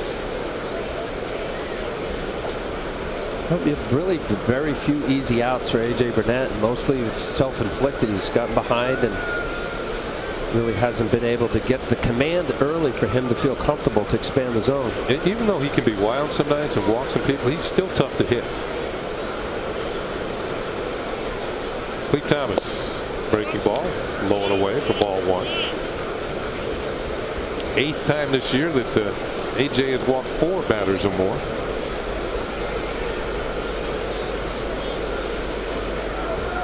.82 total pitches. Oh, that one really got a piece of Posada.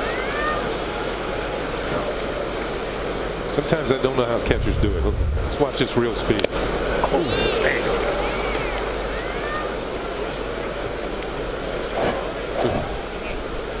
It's like taking a big right hand in a fight.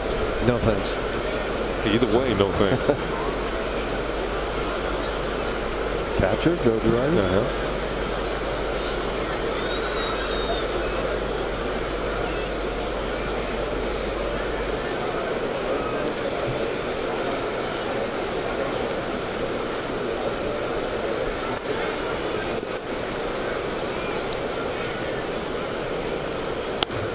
Off-speed pitch, hangs a little high. It's 2 balls and a strike. A.J. Burnett's been fighting it tonight. Much in the same way he fought it in Minnesota, but he got the victory in Minnesota. So you get a run. That's supposed to be a curveball. He might even be coming up with a little cutter. That's a very tight, small breaking pitch that didn't move. Ball 3. 3 balls and a strike. We were talking about why pitchers don't go overhead, and AJ's one of them that doesn't go over his head, and he's just getting underneath a lot of these pitches. You hear about a pitcher wanting to stay tall and take advantage of that big pitching mound and go down into the zone. AJ's just rushing a little bit underneath and pushing the baseball. Thomas has a good swing but fouled it back.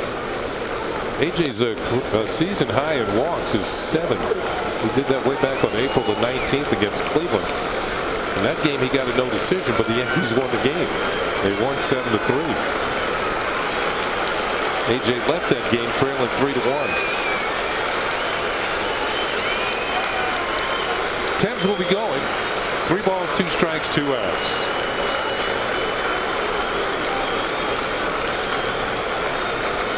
Payoff pitch. Checked his swing. Did he go? No, says third base umpire Bart Carlson. And Cleet Thomas walks for the second time. Fifth walk of the game. Charged A.J. Burnett. His pitch count is climbing. Well, that's a pitch, A.J. Burnett, that hitters are looking fastball. They have to honor the fact that he throws in the mid-90s. That's a pitch where, when he is right, gets a little get me over. Good curveball in the zone, just missing down. Dave Island out to the mound again to try and slow things down, give Burnett a chance to catch a breather here. He's given up a run on 2 hits and a couple of walks in this inning here in the 5th. And we'll bring up the all-star third baseman, Brandon Inge, who was lined to second and struck out.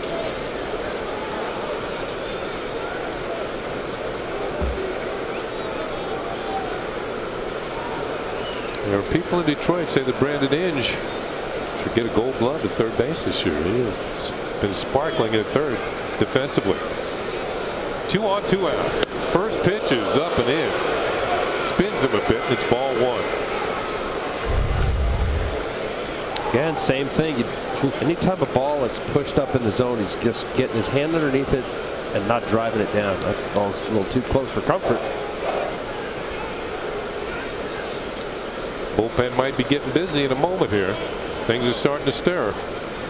Outside, ball 2. 2 balls and no strikes.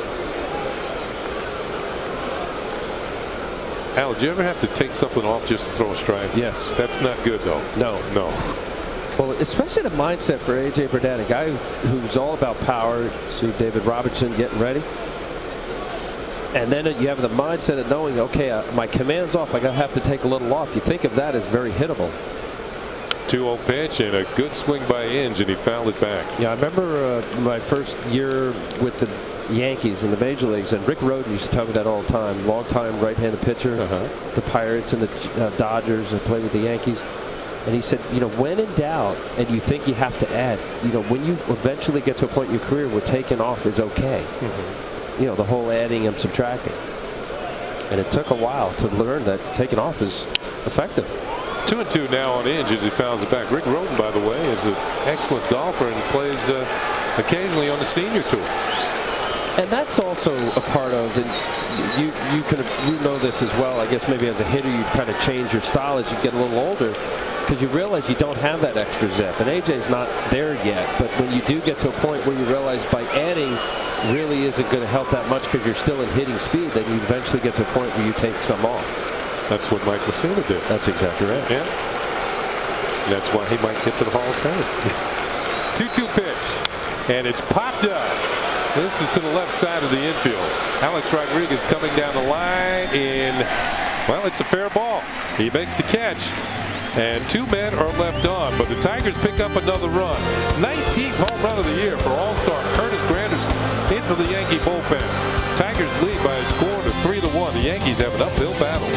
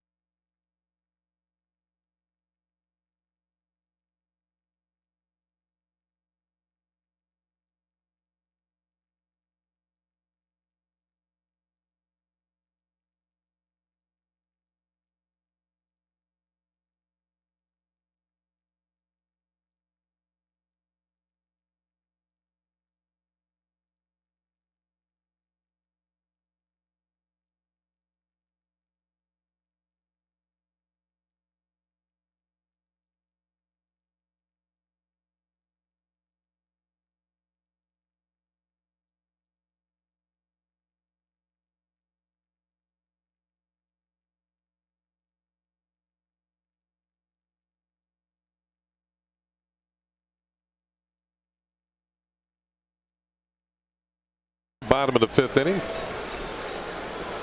Derek Jeter has flied to left and drawn a walk. He is 0 for 1. The Yankees had a streak going. We'll tell you about it in a minute here as Jeter fouls a pitch off. The Yankees have won the first game after the All-Star break in each of the past 7 seasons. That's the longest current streak of its kind in the major leagues.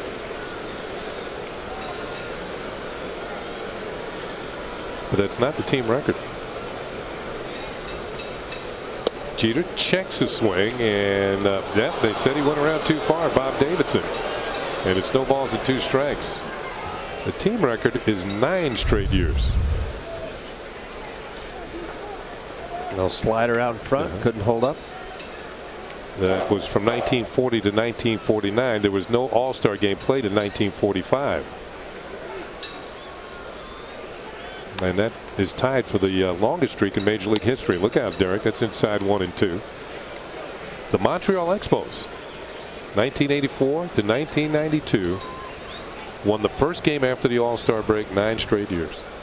Almost so they were well rested, you know, worked out during the break, and they were ready. Is that what? 2 and 2. Now the Yankees' 53 and 22 all-time record for the first game after the break is the best in baseball. 52 and what? 53 and 22 after the All-Star break. So they've been pretty good with those 3, now 4 days off. Derek tried to check a swing, but he goes around too far and has struck out. Luke French picks up his 3rd strikeout of the night. Well, he went right back to that slider.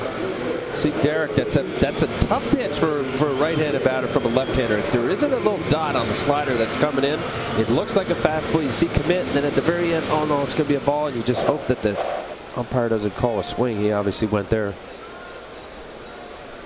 Here's Damon, and takes a breaking ball in there for a strike.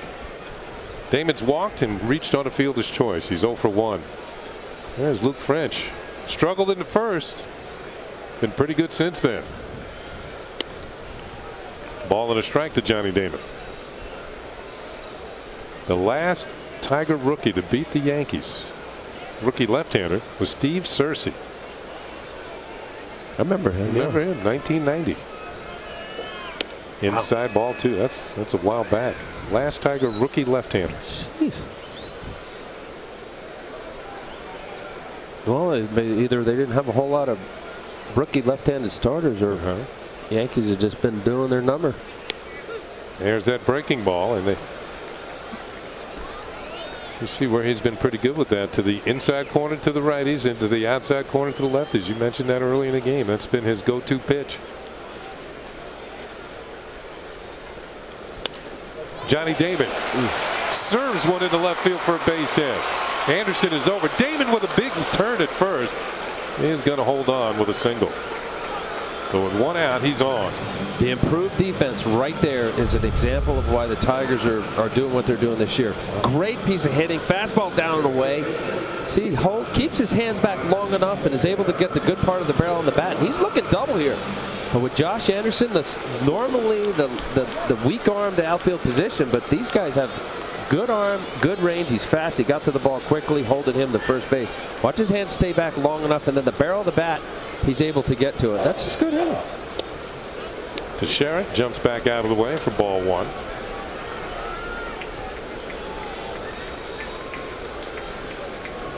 It's interesting to watch a Tiger ball game and not see Magglio Ordonez in the lineup. Well, he'll be in there tomorrow. Teixeira lines one in left center field for a base hit. Let's see what Damon does. He turns at second. The ball gets by Anderson. It's picked up by Granderson, but Damon's going to score all the way from first base. It's now a 3-2 ball game, and Teixeira continued on to second.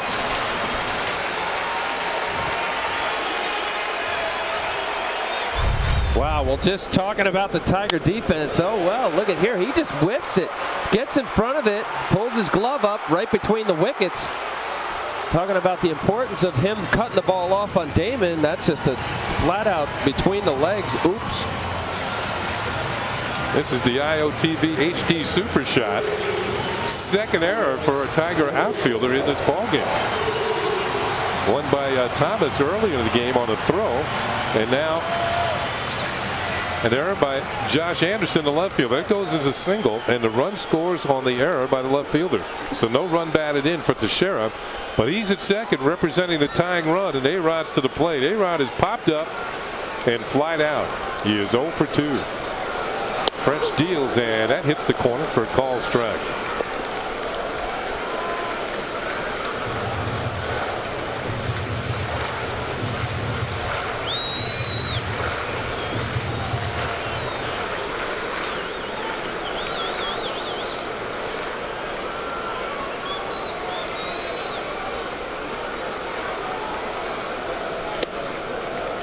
That one just missed, and it's a ball and a strike.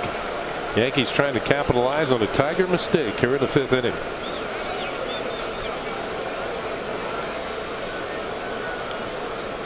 Well, when you're an outfielder or even infield, you make mistakes, make an error, and the other team scores, you want to crawl in a hole.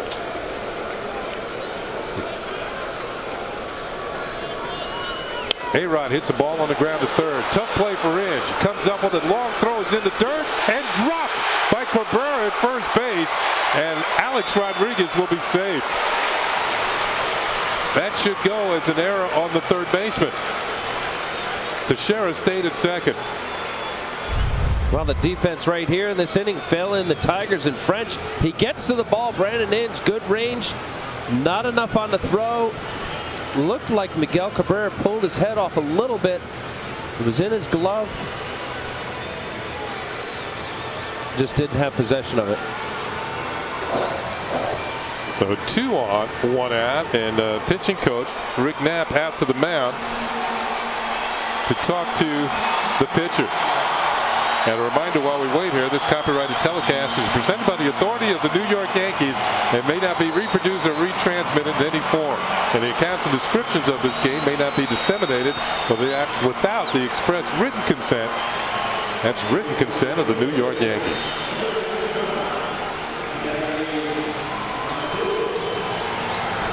Anderson and Inge with the errors this inning that help the Yankees along and present this opportunity for Hideki Matsui. You know, when you have an offense that's on all cylinders and you're banging out a lot of runs like the Tigers have not been doing this year, you cannot have innings like this that will come back and hurt you. Matsui takes a pitch for a call strike. So an error by the left fielder and an error by the third baseman, coupled with 2 hits, have led to a Yankee run here and an opportunity for Matsui to at least tie the score. He drove in a run in the first inning with a single and then struck out. He's 1 for 2.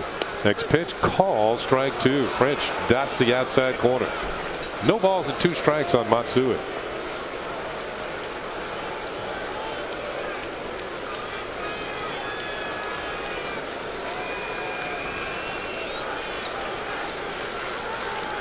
Hideki was down in the count in the first inning when it delivered a base hit. Hit hard, a line drive to second, and A-Rod's going to be tagged out by Polanco to complete the double play. And that's going to do it for the Yankees here in the 5th. But they pick up a run on a couple of hits. There were 2 Tiger errors. At the end of 5, it's 3-2 Detroit.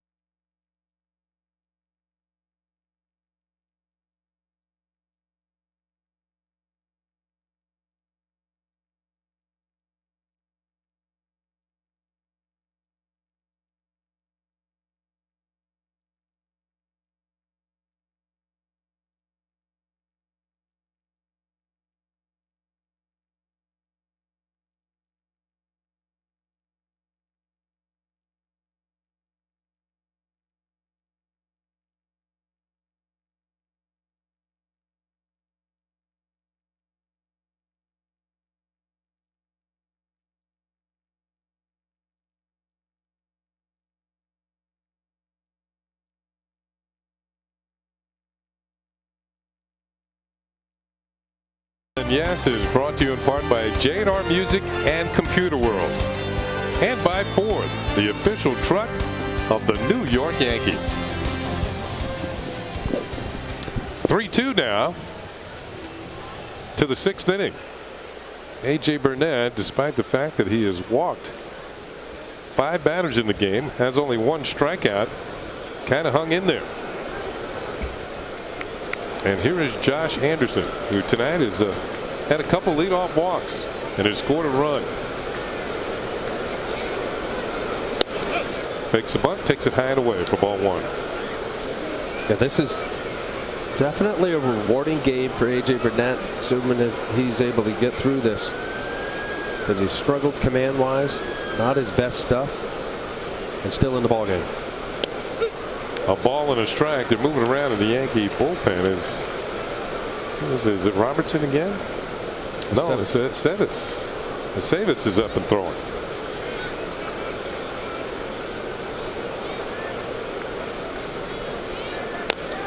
Ground ball foul. Fastball hit on the hands of Anderson. And I say rewarding. Of course, every pitcher would love to go out and throw a 2-hit shutout with 10 or 12 punch-outs. But there are games when you realize, okay, I don't have my best stuff. My command's off. My curveball's not working. But I can still battle through 6 innings. And if the Yankees come back and score a couple and you get a win that way, it's a good feeling.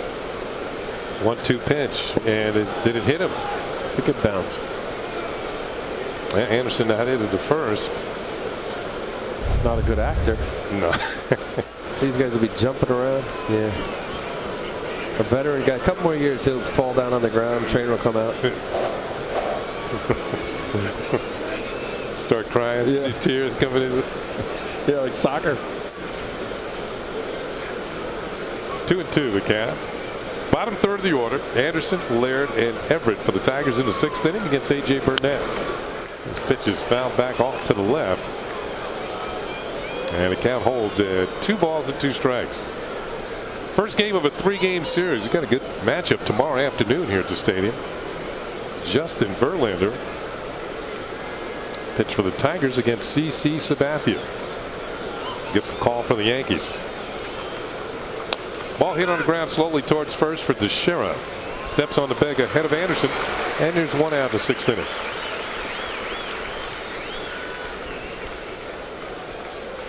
Been a tough go for A.J. Burnett tonight. He's only had 1 1-2-3 inning. That was in the 3rd. Boy, to me, there's nothing like a full ballpark. I mean, the energy. You know, when you're a player and you're playing in front of a big crowd, you certainly don't want to embarrass yourself in front of all those people. Here's Gerald Laird. Grounded out, popped out. He's 0 for 2. Takes a pitch for a call strike. It's true, and the energy, obviously, Yankee Stadium, as great as it is to play in this ballpark, and you know, as a visiting player and as a player for the Yankees, Curve, strike 2. Special moments, and you're right, Kenny. Look at all the people atop the Mohegan Sun restaurant out there in center. I mean, just that's got to be a special place to sit. Packed. Is sellout? Ball is lined over third and into left field for a base hit. Damon's up with it as Laird has a 1-out single. That was your classic hanging breaking ball. And Laird did miss it. He's now 1 for 3. Well, there's this classic breaking ball hanging, as Kenny just said. 0-2, middle of the plate up. Coming into today's game, A.J. Burnett, Laird was 4 for 5 in 800 batting average. He has that index finger up in the. So he's got his knuckle on the ball, called a spike curveball. Is that just the way he throws it? Yes. Many pitchers throw it that way? No, you know, we mentioned Mussina earlier. Mike used to throw his curveball that way. Just something, you know, when you're little league age, you get comfortable with it because you really don't need the index finger to throw a curveball. It comes all off of the middle finger. Middle finger, yeah. So a lot of guys early on, they'll just try to eliminate that finger by pulling it up. Everett took a pitch for a strike. Everett tonight is fly to right.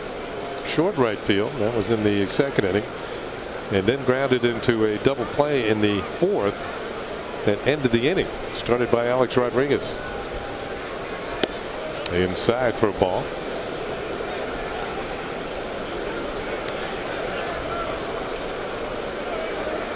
That pitch, you see that much movement on that? Adam Everett, number 9 hole hitter. It's a sinking fastball. Two-seamer. Two-seamer will run in on the righty away from the lefty. That's a pitch where when AJ's right and he trusts it, just think down, middle of the zone.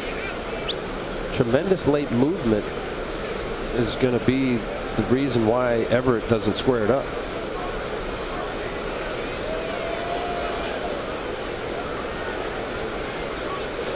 Everett looking down at third base coach Gene Lamont a couple of times in this at bat.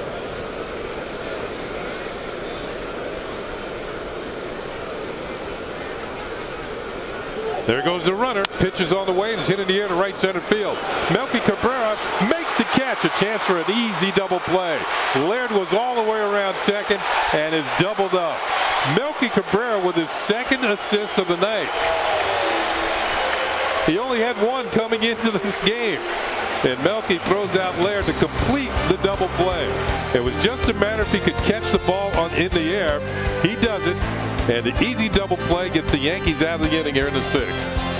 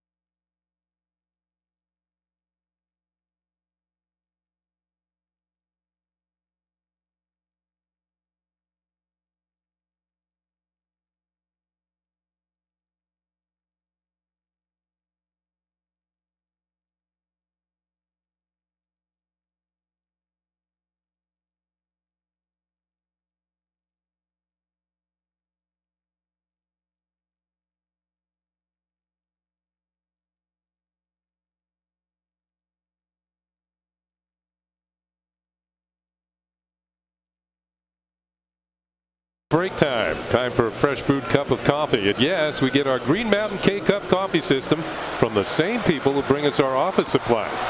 W.B. Mason. Who but?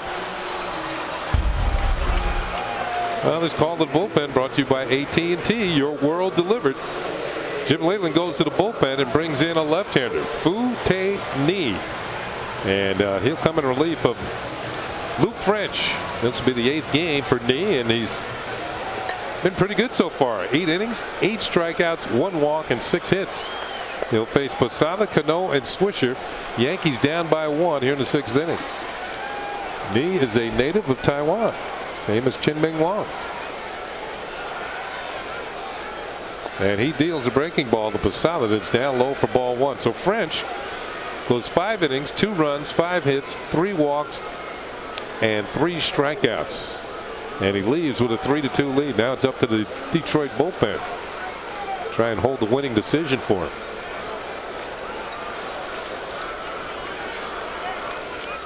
Ni delivers. And this pitch is fouled off. And it's a ball and a strike to Jorge Posada. Fu-Tae Ni, part of the Jim Leyland theory, and it's strengthening the bullpen. Jim was always a guy that didn't want just one left-hander. He always believed he needed 2 because there's always at least 2 opportunities from the 6th inning on that you're going to need a key left-handed out. Looks like they're coming inside on Posada here, and he does. Hits that inside corner. 1 ball and 2 strikes. So you don't burn your bullet. They have Bobby C for later in the game. Part of that left-handed, right-handed lineup with Brandon Lyons and Maya onto Fernando Rodney. So Ni, 26 years old, Signed by the Tigers as a free agent. That pitch a little bit low, and it's 2-2 to Posada.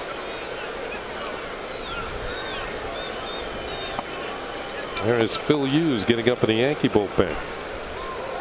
Last year, Knee pitched in the Chinese Professional Baseball League and led the league in strikeouts with 132.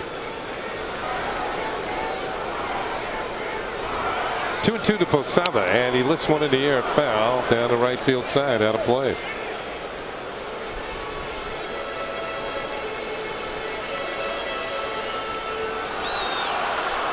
Joel Zamaya.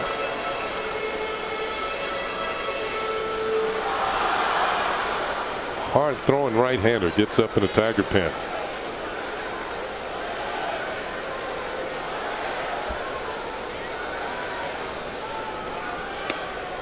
Full count now on Posada. Knee misses with a chest-high fastball.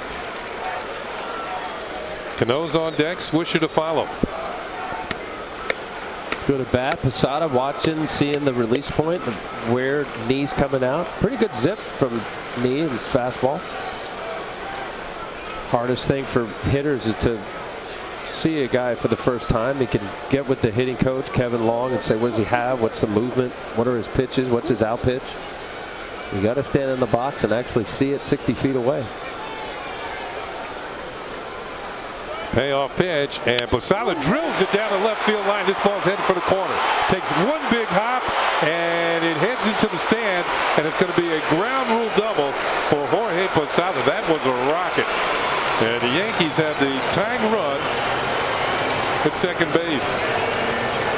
And pointing to the fan who had it and then dropped it back onto the field. Well, you said it, Kenny. This is a rocket. He pulls his hands in enough, which is important at 92-mile-an-hour fastball. This is very good hitting. Pulls it down the line, and this was a linea. Hangs some clothes on it. Hit the guy in the chest. Ooh, that was good. Oh my goodness. Watch this guy. Put him down for the count. Look at his friends. You take all that humiliation from your pals. That's not good. Look at it now. He's getting it now.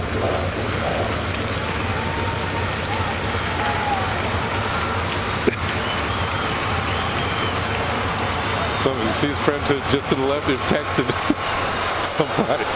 You see it? He's got a bruise. Solid bruise. Posada coming over to talk to Robbie Thompson. I think he wants to check to see what the signs are. What Cano, would he be bunting in the third? We'll see. Cano tonight has fly to center and single to center. He's 1 for 2, increased the hitting streak to 9 straight games. He's hitting pretty well against left-handed pitching, over 325 against lefties.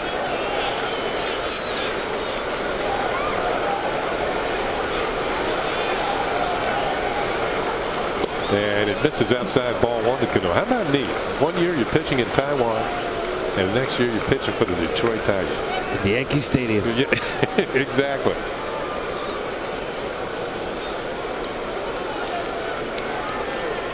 A half a world away. And maybe more so in other ways. The 1-0 pitch. And Cano got a hanging breaking ball and popped it up. Everett, the shortstop, calls for it, drifts a little bit more to his right and makes the catch for out number 1. Well, time for another look at tonight's Toyota text poll. Once again, the question: who had the greatest impact on Tuesday's All-Star game? And your choices were, well, let's give you the answer first.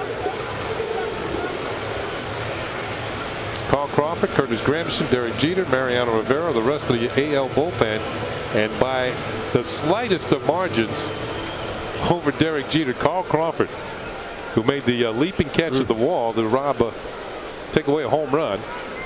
There's Mariano Rivera, who got the save. Derek Jeter finished second in our poll. That was a great play. Brad Hopp of Colorado Rockies hit it. And Jeter scored 2 of the 4 runs. Here's Nick Swisher with Posada at second and 1 out. Curveball in there for a call strike. Yankees looking for a big hit. Boy, that was frustrating for Robinson Cano. He got a hanging breaking ball. If you're going to make a productive out, you try to pull it. It was just high enough where Robbie couldn't get on top of the baseball. Not a productive out. Swisher had an opportunity to drive in a run his last time up and fouled out to first. Off-speed pitch is swung on and missed. It's no ball and 2 strikes. That's his breaking ball. He wanted it away. It actually jams him. He knew it immediately, knowing, hey, every hitter wants to get a big hit right there. But if you're going to make it out, ideally you want to hit the ball, either long fly ball to right field or pull the ball on the ground to the right side. He got away with a mistake. You see Laird was set up outside corner, ended up throwing it inside. Middle in, curveball. Good pitch to drive. Swisher in the hole, no balls and 2 strikes. We're in the bottom half of the 6th inning with the Tigers leading 3-2. Yankees tonight, well, we talked about it briefly there. They're just 1 for 8 with runners in scoring position. Swisher stays alive, fights off a tough pitch, and the count remains 0-2.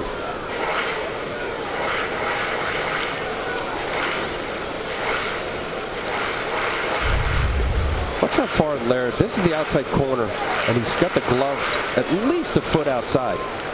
Great setup, making it absolutely certain you're 0-2 as a pitcher. You make sure you're going to throw a fastball away. Make sure it's off the plate. Good setup by Laird.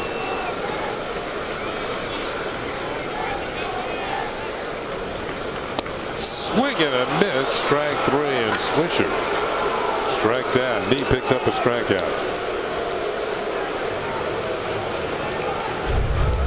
This powered slider kind of breaking ball. Sometimes the velocity's in the high 70s, but what set this pitch up was the pitch away, and it was close enough where Nick Swisher had to swing at. He fouled off the fastball away. This good late break underneath his hands. So this, see, look at how far off this was the 0-2 pitch. Hit his spot. The ball was probably on the left-handed batter's box line. Here's Melky. Posada had a leadoff double, but 2 outs later, he's still at second. Well, he's been clutch many times for the Yankees. This is a big clutch 2-out hit. Melky, fly to left, fly to center, 0 for 2. Knee delivers just below the knees, and it's a ball.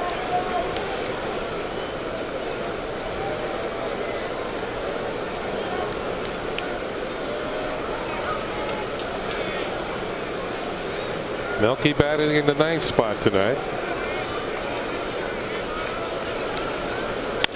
Ground ball by Inge into left field for a base hit. Anderson's up with it. Here comes Posada. Here comes the throw, and he is out at the plate. Well, Josh Anderson, maybe making up for that error, throws out Jorge Posada and keeps the tying run from scoring with 2 outs here in the 6th inning. The throw is on the money. Posada's out.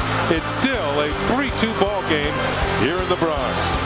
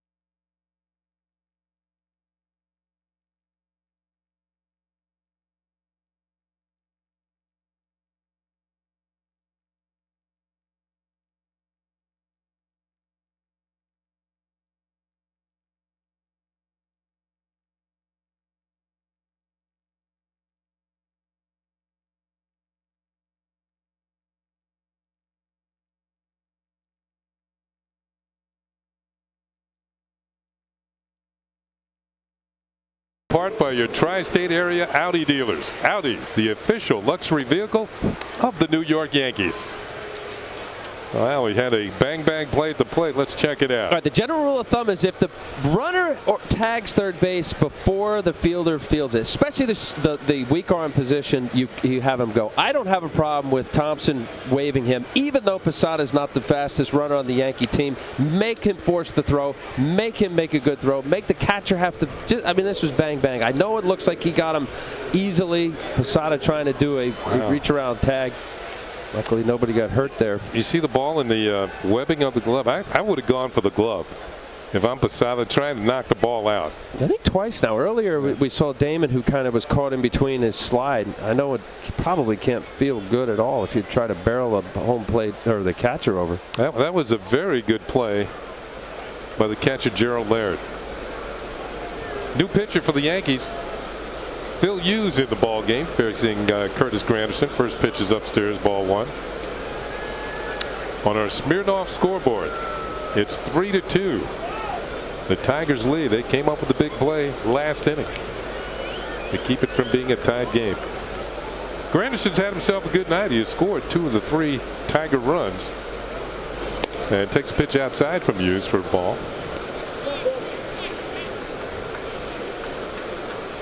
Good numbers for Phil Hughes. You can see the ERA at 3.91, but out of the bullpen, it's 0.98. 2-0 pitch. Granderson taken all the way. That one had plenty of heat on it. 96 miles an hour for a strike. A.J. Burnett, as we look at Phil Cope, left-hander warming up in the Yankee bullpen, goes 6 innings. He's gone at least 6 in 13 of his last 14 outings. That's eating some innings.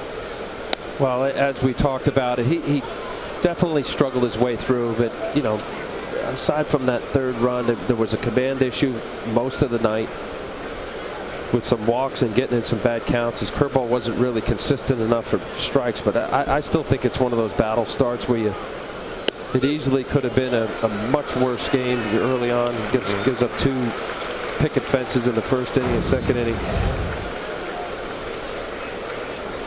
Full count now on Granderson.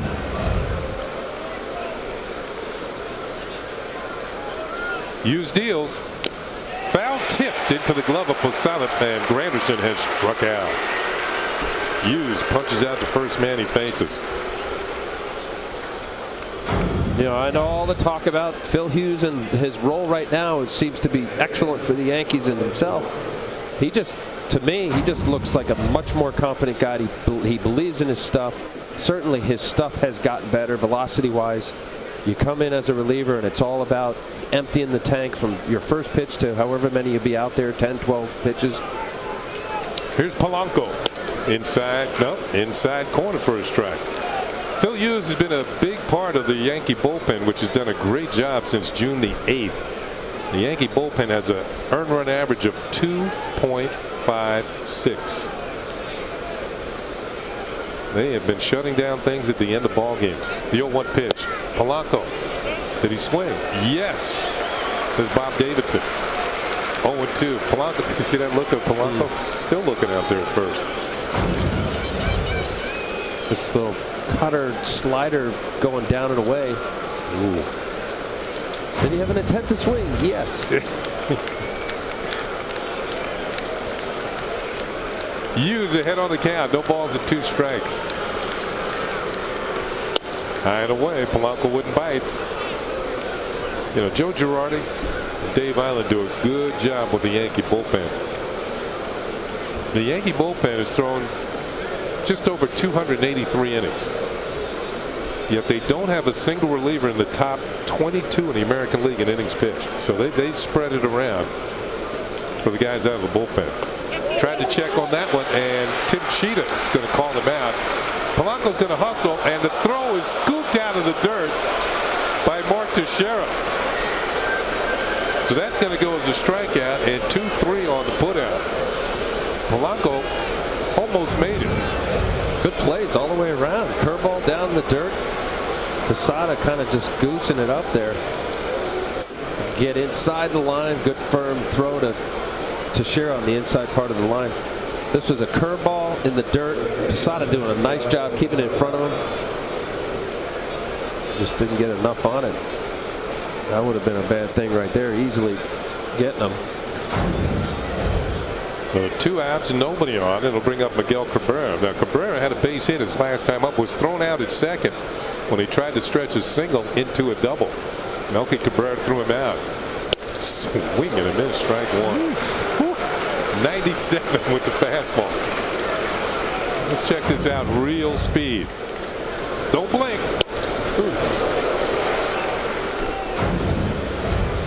Now Cabrera with that base hit has faced the Yankees in 13 games, both with the Marlins and the Tigers. He's had a hit in each and every game. That is a little bit low, and it's 1-1.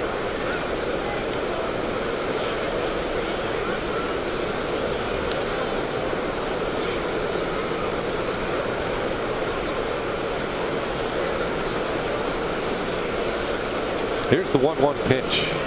Off-speed pitch over Alex Rodriguez's head and into left field for a bit. This guy's a good hitter. He is. Boy, you think at 97, 96 and hitting that curveball. Good hitting. Well, the New York Yankees are proud to introduce Hope Week, a unique week-long community initiative to help others preserve and excel, and make that persevere and excel.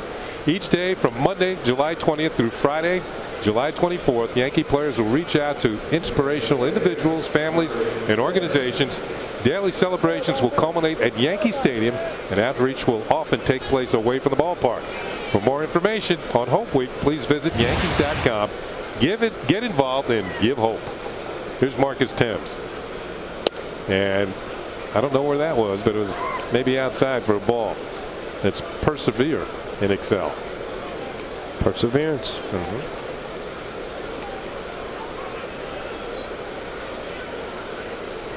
Pays off in all walks of life. The 1-0 pitch to Thames, and that is a strike, and it's 1-1. Thames' single to increase the hitting streak to 4 games.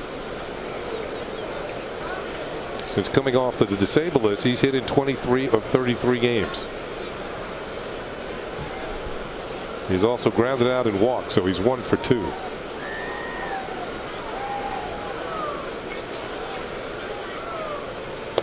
A little away, and it's 2 balls and a strike. So Thames, we showed you his first major league home run when he homered off Randy Johnson. First pitch he saw in the major leagues when Thames was with the Yankees and Johnson was with Arizona. Thames is now coming up on 100 home run mark in his career. He's got 97 in his career.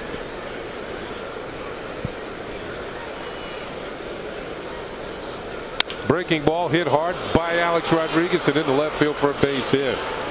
So after striking out the first 2, back-to-back singles by the 3 and 4 hitters for the Tigers will set it up for Clete Thomas, the right fielder. Well, this is a hanger. Up, middle. Oh, you could put a nice suit on that one. 2-1 count, even though it's a fastball count. That's just good hitting, but the location wasn't where Phil Hughes wanted it.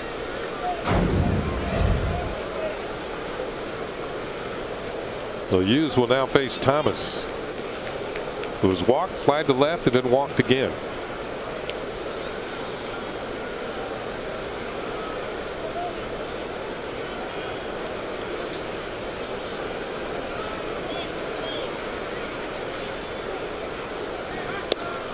And the first pitch is a strike. With 2 outs and runners in scoring position, Phil Hughes has been more apt to shut it down than to give it up. The opposition is just 2 for 22. That's under 100. Strike 2 call. Reaches back for a little extra. That's a sign. That number you just said, Kenny, is a sign of pitcher recognizing obviously when you need to make the big pitch. Do you? And so far Phil Hughes has. Runner in scoring position, you know it's a matter of a possible run. Base hit to the outfield, make pitches. Swing and a miss, strike 3. He got him. So Hughes gives up a couple of singles but strikes out the side. Time for the 7th inning stretch here at the stadium as Clete Thomas strikes out. Going to stay right here and listen to the patriotic song, God Bless America.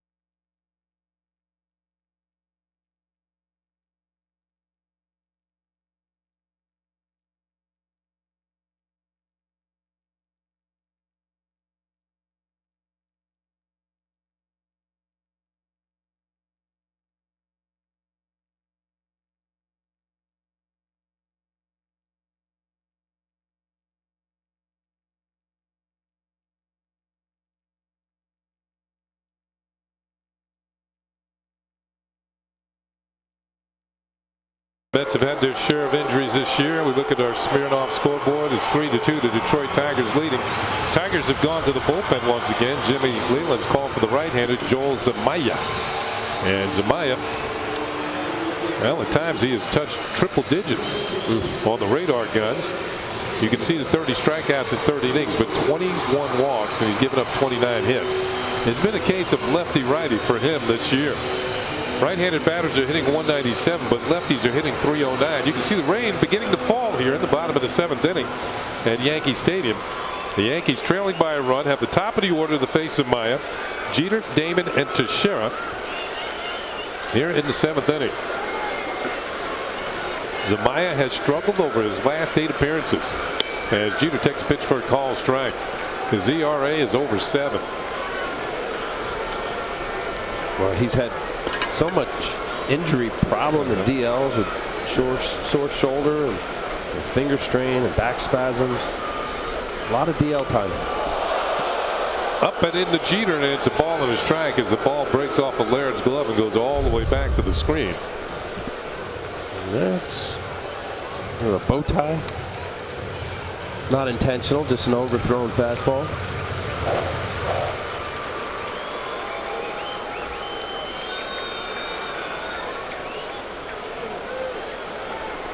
Ball is hit hard and by Polanco and in the left. Let's make that right field for a base hit. Derek Jeter with a base hit, now hitting 7 straight games. Well, this is an awfully hard pitch to fight off, and Derek Jeter's pulling the back elbow inside and driving that ball far enough away out of the outstretched arm of Placido Polanco. Just beautiful swing. He's done it his entire career. Great hitting. Hit in 18 of his last 19. Here's Johnny Damon. Tying run at first, nobody out here in the 7th. Pitches high and away, ball 1. Crowd starting to come to life. Rain starting to fall a little harder.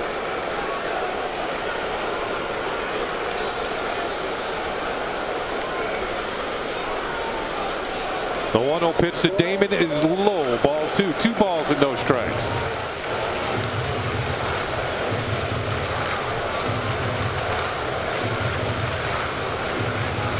The importance of making sure as a pitcher you got a dry ball and your hand's not wet. A guy like Zumaya slinging up there 95, 100 miles an hour, got to get a good grip. Damon swings, hits one in the air to right field. Going back is Thomas near the wall, reaches out and can't make the catch. Jeter's the 3rd, Damon's the 2nd, and Derek is going to hold there. So 2nd and 3rd and nobody out. Cleve Thomas almost made a great catch in right field. Looked like Thomas, the ball, and the wall got to the same spot at the same time. Damon getting this 2-0 fastball, his 20th double of the year. Nice effort by Cleve Thomas. In his glove, banging in and out. Not easy to do in the rain, unfamiliar right field. So near and yet so far. Ooh. Good thing for that padding above the scoreboard. Well, the Yankees have the tying run at 3rd, the go-ahead run at 2nd, nobody out, and Mark Teixeira at the plate. Teixeira's got a couple of hits tonight. For the first time, he is batting left-handed as he jumps over to the other side of the plate against the right-handed Zumaya. Now the crowd is almost in full blast. A single and a double that started here in the bottom of the 7th. High ball 2. 2 balls and no strikes.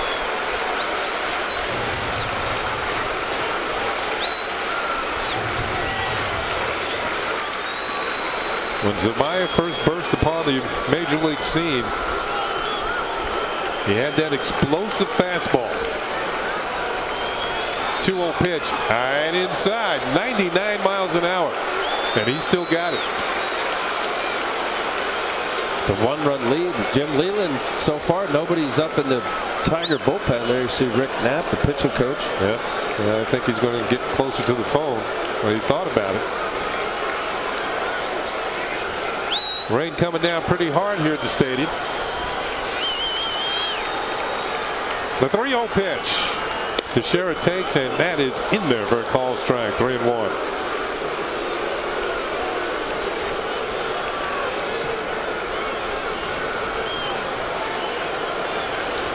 Well, with Matsui after A-Rod and Posada, want him batting right-handed. 3-1 pitch, and this is driven deep to right field. Thomas looks up. This one is long gone. A 3-run home run for Mark Teixeira, and the Yankees take a 5-3 lead.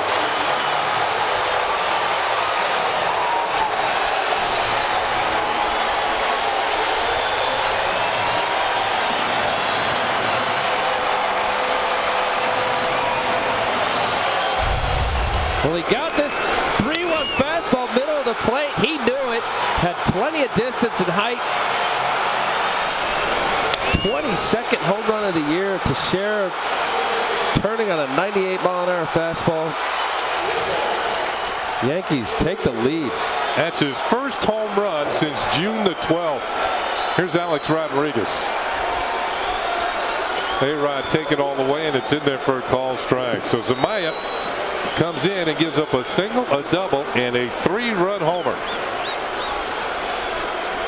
Well, Teixeira, who did not get much of an all-star break, of course he was involved in the game in St. Louis. Didn't seem to need any rest. He's got 3 hits tonight. A-Rod takes outside, a ball and a strike.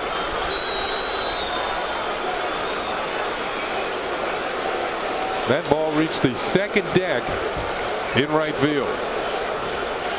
Impressive for a great hitter like Teixeira to turn on a 98-mile-an-hour fastball. I think it goes to show you, it doesn't matter how hard you throw it. You get it in the wrong spot, big league hitters can hit it. When they're sitting on it. A-Rod hits a ground ball to short for Everett. The throw across the diamond is in time, and A-Rod is now 0 for 4. First home run since June the 12th, and it couldn't have come at a better time. Wow, what a drought.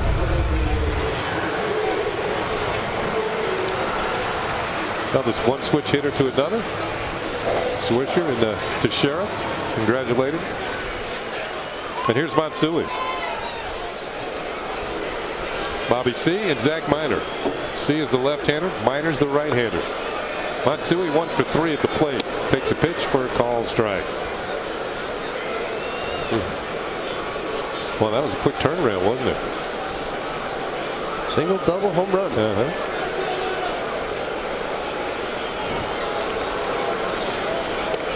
Ball 1-1. So 2 of the Yankee All-Stars involved in the rally here in the 7th inning.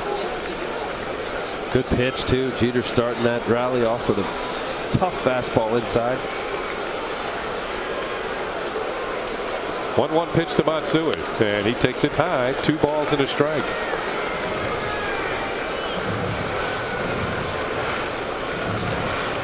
So Luke French, the Tiger rookie left-hander, well, his chance to win the ball game went right into the right field seats.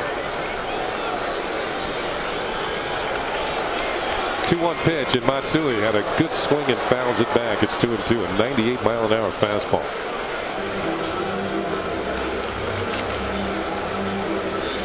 Zamaya, who has struggled, continues to struggle. The first game after the All-Star break.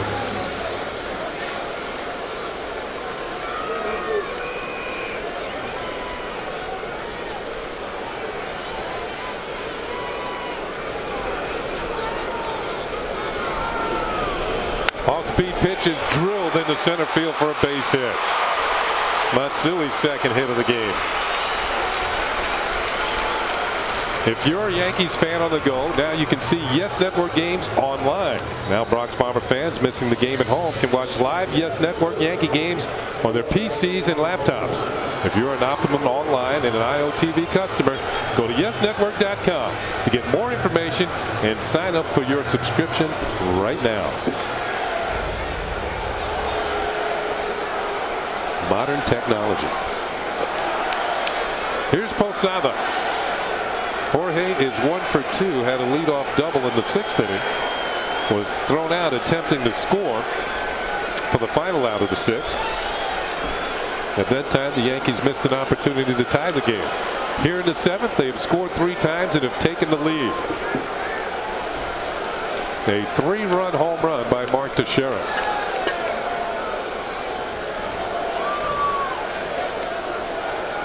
"14 of his 22 home runs have come here at Yankee Stadium." Pitch to Posada is low and inside for ball 1.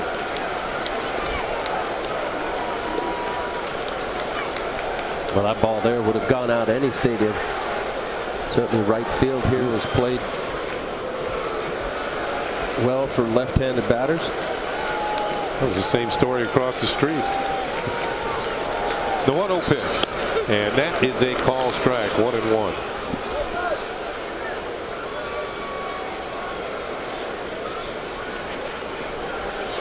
Well, the rain falling is doing one thing. It's kind of cooling off a very hot evening.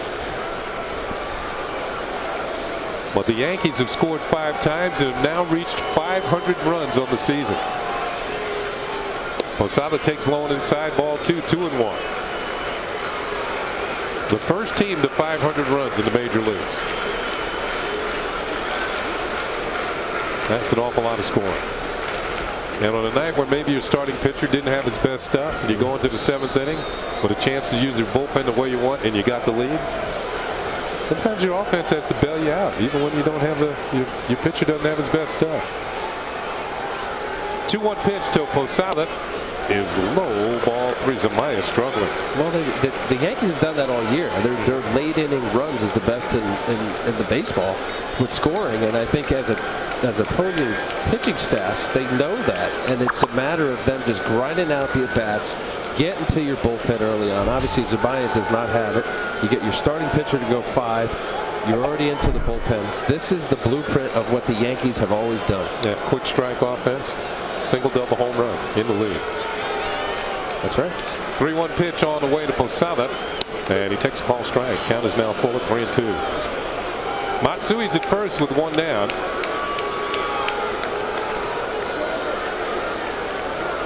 The Yankees are trying to win their 8th straight game following the All-Star game, 8 years in a row.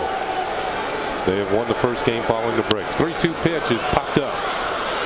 Inge is drifting back near the foul line and makes the catch in fair territory. So Posada is popped out to 3rd. There are now 2 down here in the 7th.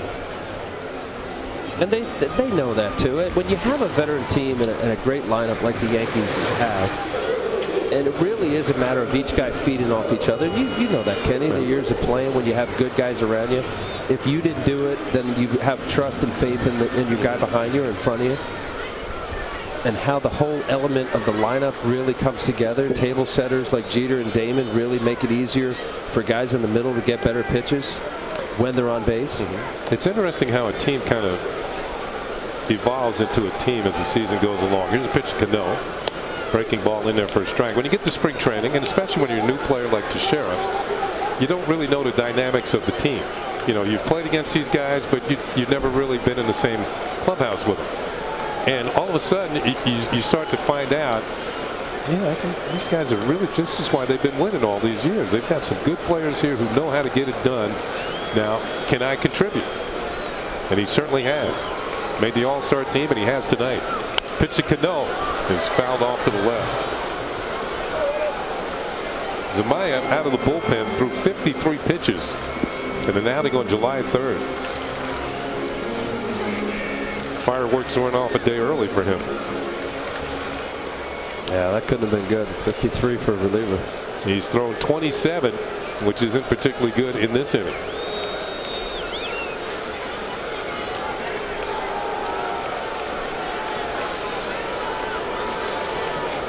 Cano jammed, little looper to left field, and it's going to fall fair and then into the seats.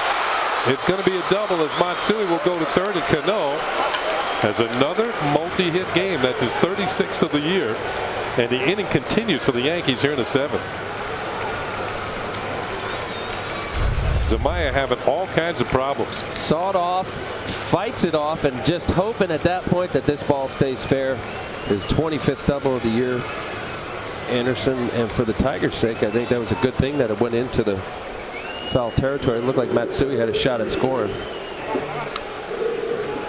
And here comes Rick Knapp, the pitching coach. He's going to come out and talk to Zamaya.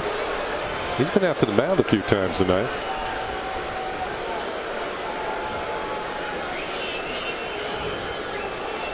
Well, fans, after the last out of this game against the Tigers, join Bob Lorenz and Kim Jones for the W.B. Mason postgame. Get highlights and analysis, plus hear the reaction from the players in the clubhouse. It's the Emmy award-winning W.B. Mason postgame, only on Yes.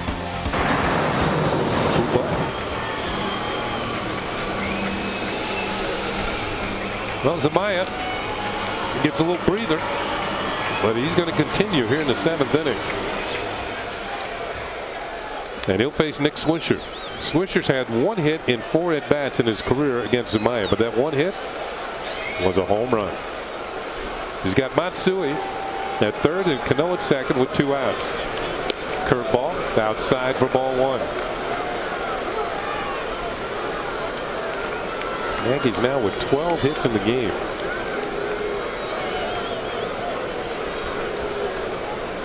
They've reached Zamaya for 5 hits this inning, 2 doubles, 2 singles, and a home run. There's one to the corner. It's a ball and a strike.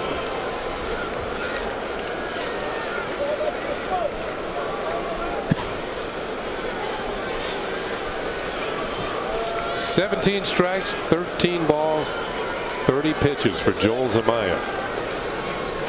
Off-speed pitches, misses inside, and it's 2 balls and a strike. What we're trying to say is don't look for him out of the bullpen tomorrow. Quick turnaround afternoon game here at the stadium tomorrow. Justin Verlander against C.C. Sabathia. The 2-1 pitch. Off-speed pitch misses again, and it's 3 balls and a strike. And of course on Sunday to close out the 3-game series, Old Timers Day here at the stadium once again. And our coverage begins at 11:30 right here on Yes, our Old Timers Day special. Fun. Good day. Yeah, it is a fun day at the stadium. 3-1 pitch. Swisher swings and bounces it foul. Mick Kelleher with the good hands. Hands out a souvenir. And slipped out of her hand. Ooh, broken nail. It looked like it broke her nail. Oh my goodness.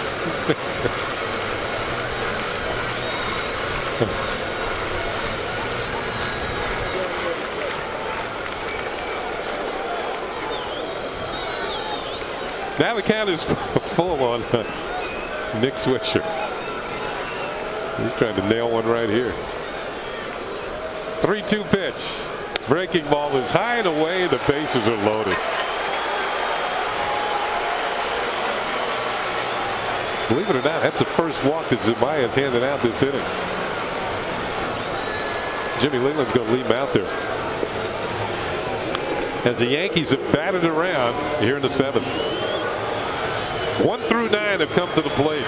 Here's Melky Cabrera, bases loaded, 2 outs. Melky's made a habit of getting some big hits late in ball games. We've already seen one this inning. A 3-run home run from Mark Teixeira. Cabrera is 1 for 3 with a single. That came last inning. Outside, ball 1. Zamaya falls behind on the count. Well, this could seriously open up the game right here at Melky with a big hit. Obviously, Jim Leland liking this matchup, even though Zamaya has been all over the place. Bouncing ball to second for Polanco. Nice high hop, throws on to Cabrera, and Cabrera is retired. But the Yankees scored 3 times.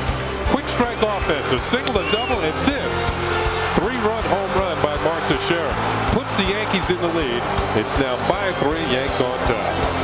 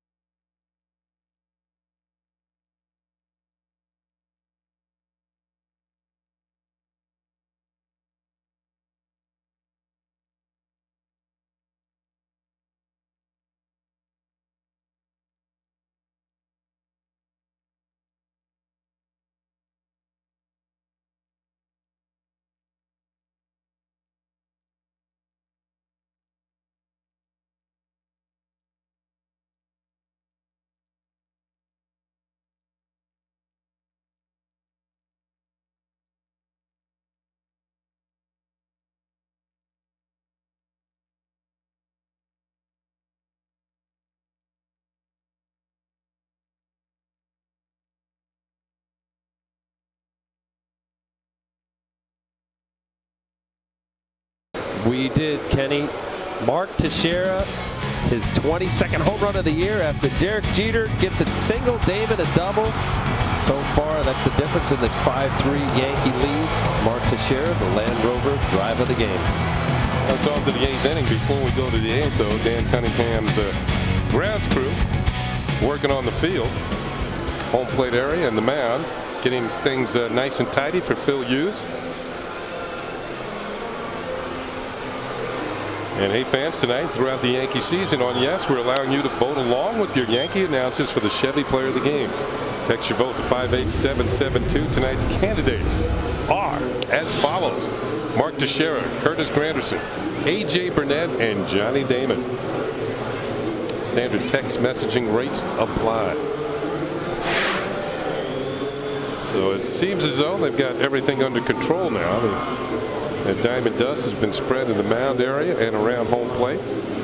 And while Phil Hughes warms up, we'll remind you that you want to celebrate the inaugural season of Yankee Stadium on Saturday, July 18th, when the Yankees take on the Tigers. The first 18,000 fans 14 and younger receive an inaugural season fan ring courtesy of William Barthman Jewelers. For tickets, log on to Yankees.com. You can visit Yankee Stadium ticket window, Yankee Clubhouse shops, or call Ticketmaster at 877-469-9849. And that's tomorrow. Good matchup tomorrow, Kenny. We got a good one. Oh, that's worth the price of admission. Verlander and Sabathia. Former Cy Young Award winner in CC Sabathia and an all-star from this year, and league strikeout leader in Justin Verlander. No hitter under his belt. 5-3 Yankees. Phil Hughes still in there. Struck out to side last and gave up a couple of hits. Here's Brandon Inge. And Inge takes a breaking ball for a called strike. So Hughes not only working the 7th inning, he's gone into the 8th. He threw 20 pitches in the 7th. Gave up a couple of hits, a single to Cabrera and Thames, but also struck out Granderson, Polanco, and Thomas. All three of them swinging. Swing and a miss. And it's 0-2. Boy, just the conviction and his demeanor on the mound. Just here it is. This is what I have. I'm going for the glove. I'm going to hit the corner. And if I don't, it's my best stuff. See if you can do something with this. Yes. Ooh, up and in. Got the attention of Inge on that one. A ball, 2 strikes. Don't lean out there too quick. Well, he missed his spot here. You see where Posada is setting up. Ball runs a little bit. Hand underneath. Push the ball. That's what happens. That's what he features on the 1-2 pitch. Well, he threw it hard, but once again breaks off the glove of Posada, and the count is now 2-2. See that right there, Kenny. You say, you know, this is what I'm featuring, and hit it. You know, overthrown. Yes, you could probably say that a little bit, especially up in the zone. He's missing his spot. But you only have that demeanor and behaviors when you believe in what's coming out of your hand. And he's believing it, and he should. The 1-2 pitch. It's called strike 3. All 4 outs for Phil Hughes in this game have been strikeouts.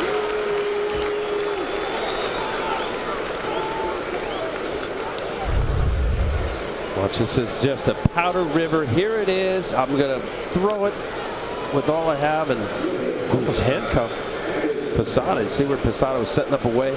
Inge could not pull the trigger. For one, it was 95 miles an hour, but you see that ball was directly down the middle of the plate. Now to the left-handed batting, Josh Anderson, who's walked twice and grounded out. He takes a pitch for a call strike.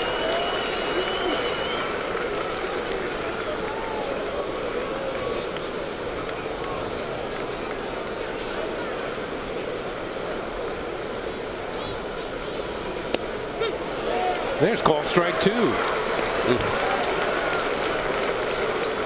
Boy, so far Hughes is putting on a clinic. Strike throwing. Get ahead of the hitters. Good stuff. There's Mariano Rivera stretching.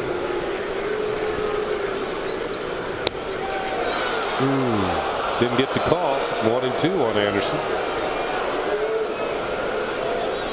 Good spot. Expanding. See if you get the hitter to do a little emergency hack just off the plate a little bit. Here's the 1-2 pitch. Breaking ball, and it's served into center field for a base hit. So Anderson will bring the tying run to the plate in the person of Gerald Laird here in the bottom of the 8th inning. That's where you put it as a pitcher. You just think about that as, hey, this guy can hit it. He's got a good 2-strike approach. That is in a good location to a guy who is able to stay back long enough. That's not a bad pitch. Anderson with the base hit is now hitting 5 of his last 6 games. And it'll bring up Gerald Laird, the catcher, who was singled in 3 trips.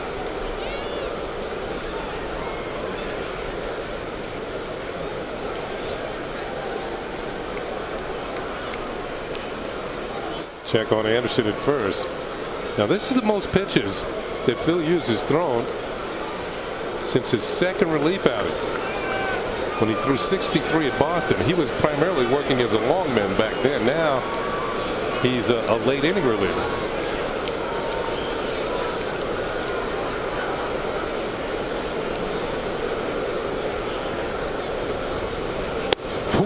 Swing and a miss on a high fastball. That's pitch number 30 for Phil Hughes, and it still had something on it. 1 out, 1 on, 8th inning. Yankees lead by 2.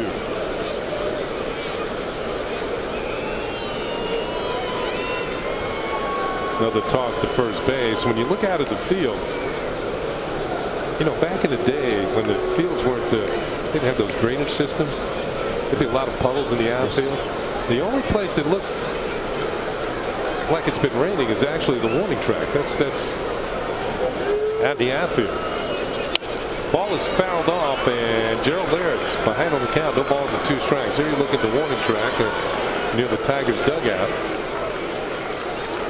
and out in the outfield. And level fields now. It's excellent. The drainage is good. They actually have in some stadiums some pumps that'll actually suck the water out. I know down in Miami they have a system like that. It was put in place after one of the Super Bowls. I think just about all major league fields now. The pumps?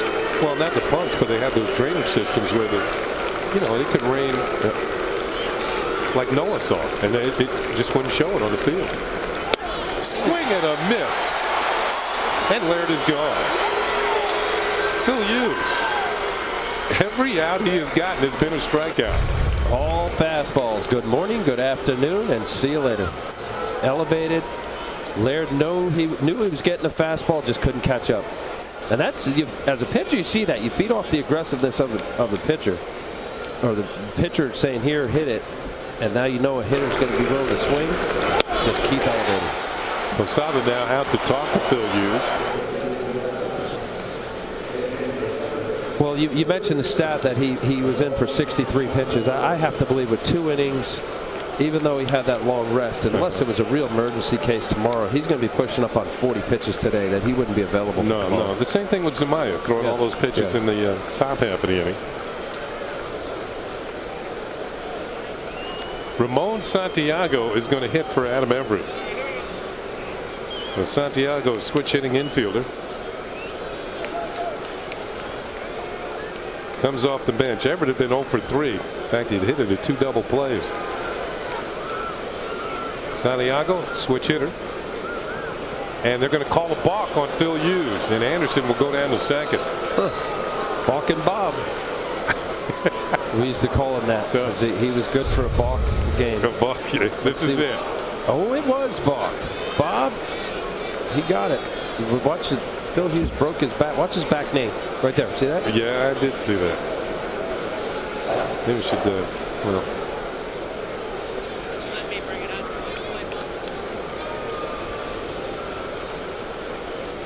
while we have a chance here, a reminder that tonight after the post game, don't miss an all-new Forbes Sports Money presented by Fox Business Network. Find out financial impact of crumbling sports empires with one of the top 5 must-see sporting events. And how do you get a ticket?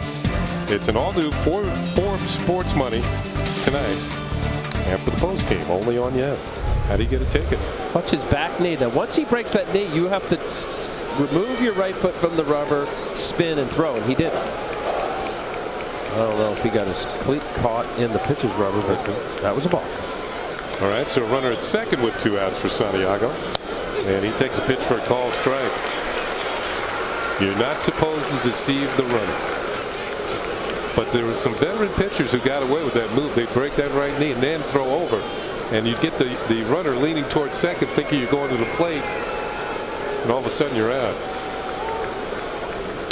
Ball is fouled off. Well, I had 2 brothers who pitched with the Orioles in the minor leagues, and they actually taught a balk move. And just to your point, Kenny, that if they would teach the back knee of the right-hander to bend, break, but immediately the left leg lifts and then spins. I mean, it's ever so slight, right, left, and it's a balk, but it's done so quickly that it's hard to identify.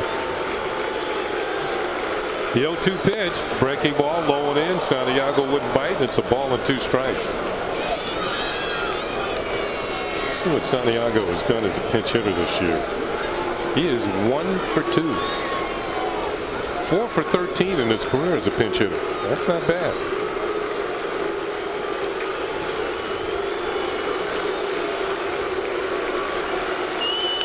Fouls it off.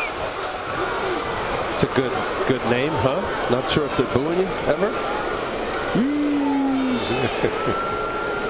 The Yankee faithful. I'll tell you what. Lately, he hasn't heard a boo. No, not deserving of that. No, contrary. I mean, not a boo. 1 ball and 2 strikes. 2 outs, a runner at second. Phil Hughes trying to put away the Tigers here in the 8th. Pitch is fouled off. Santiago holds tough. Slick fielder Santiago. Nice year so far, 271. Well, let's take a look at his K by K here. Catching foul tip, Posada, the curveball to Polanco. Just elevating with an explosive fastball. Locking up Inge, and there Laird his last one. Gas. 5 outs, 5 strikeouts for Phil Hughes. Pitch to Santiago, and he got a piece of it, fouled it back. Pesky at bat. These are the tough guys to put away. Like Polanco. Shorten it up. Put the ball in play. Get that pitch count up.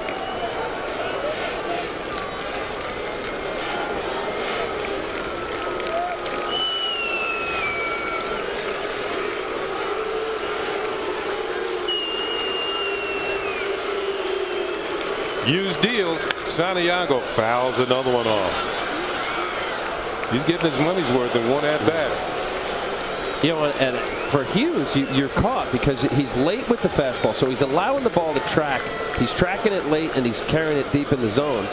You feel like, okay, a breaking ball is suited here, but you'd actually be doing him a favor if it's in the hitting zone because he's not getting around on the fastball. 8th pitch of the at bat coming up to Ramon Santiago. He calls time, and Posada's going to go out and talk to Hughes. This is what they said. It's like, okay, he's fighting off 2 strike. Let me throw a breaking ball in. Say no. If you do, throw it in the dirt. Keep it out of the zone. Maybe he'll chase it. And remember what happened with Anderson. That's probably what right. He's saying. He got a base hit on a breaking ball.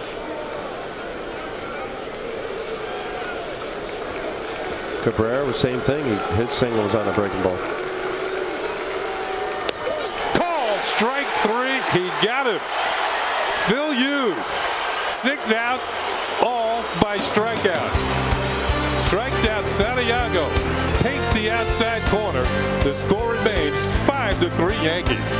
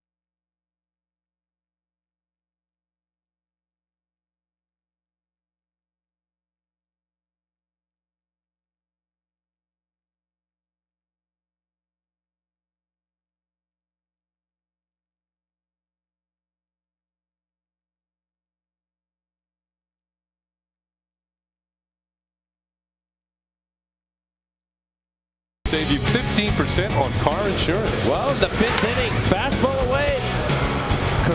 Melky Cabrera, getting Miguel Cabrera out of the box. Firm throw. Jeter, quick tag, getting Cabrera. Good throw. His first of 2 assists on the night.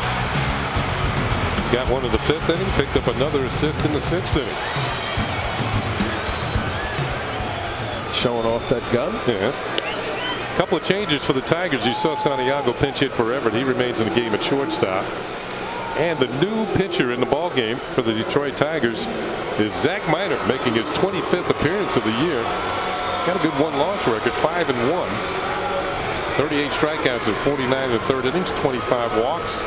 He's given up 58 hits, and he comes on in the 8th, and he'll face Derek Jeter. The Yankees batted around in the 7th, and they scored 3 times to take the lead away from Detroit. Coming down harder now. Yeah, the rain is falling at quite a clip. Minor deals, and Jeter tries to lay down a bunt. It's going to roll foul. Strike 1.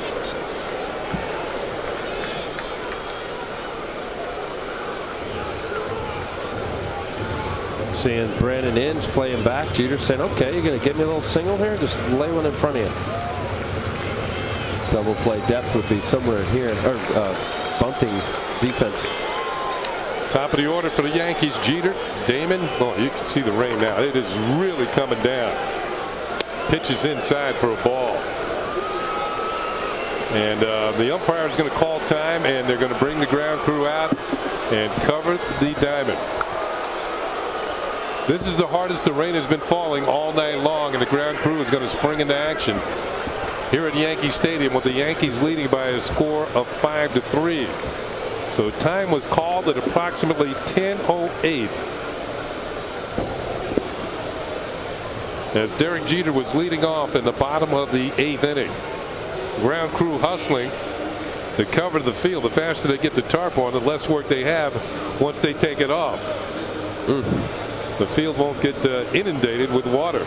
You can see that's the warning track, and they don't really care about that so much. But the fact is that the ground crew, as you can hear thunder in the background. We've had some lightning as that young man came prepared.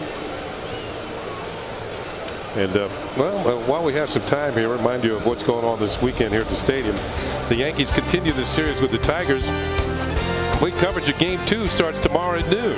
Then Sunday morning at 11:30, don't miss the pageantry of the 63rd annual Old Timers Day Special. That's presented by Lincoln Mercury. Followed by the series finale. That's at 1:30. Yankees and Tigers only on Yes. So the ground crew in no time whatsoever got the tarp onto the field as the rain comes down in buckets here at Yankee Stadium. And we're going to have a delay in the first game of this 3-game series. The Yankees, who put 3 runs on the board. Oh, just saw that lightning across the sky here in the Bronx. The Yankees have scored 3 runs on 5 hits in the 7th inning. Took the lead. The big blow was the 3-run home run by Mark Teixeira. And as we speak, man, it is really coming down here in the Bronx. But the Yankees have the lead at 5-3. Look at this. And right now we're going to take a break. And we'll be back with more as the Yankees and the Tigers wait out this rain delay in the Bronx.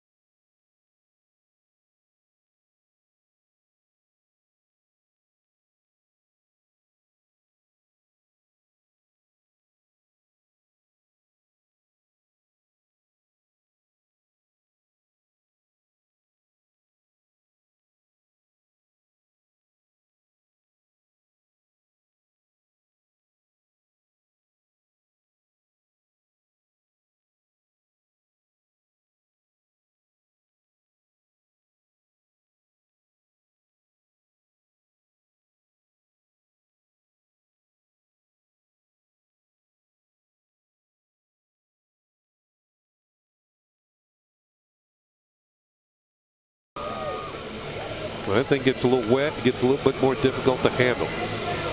And heavy. Oh, yeah. They might be calling for volunteers, Al. You want to go? No. I always thought the closer you got to a tarp at a major league ballpark, the more it was going to rain. In the minor leagues, you'll see players helping out. Obviously, they don't have the same crew as they would in the major league stadium. Yeah.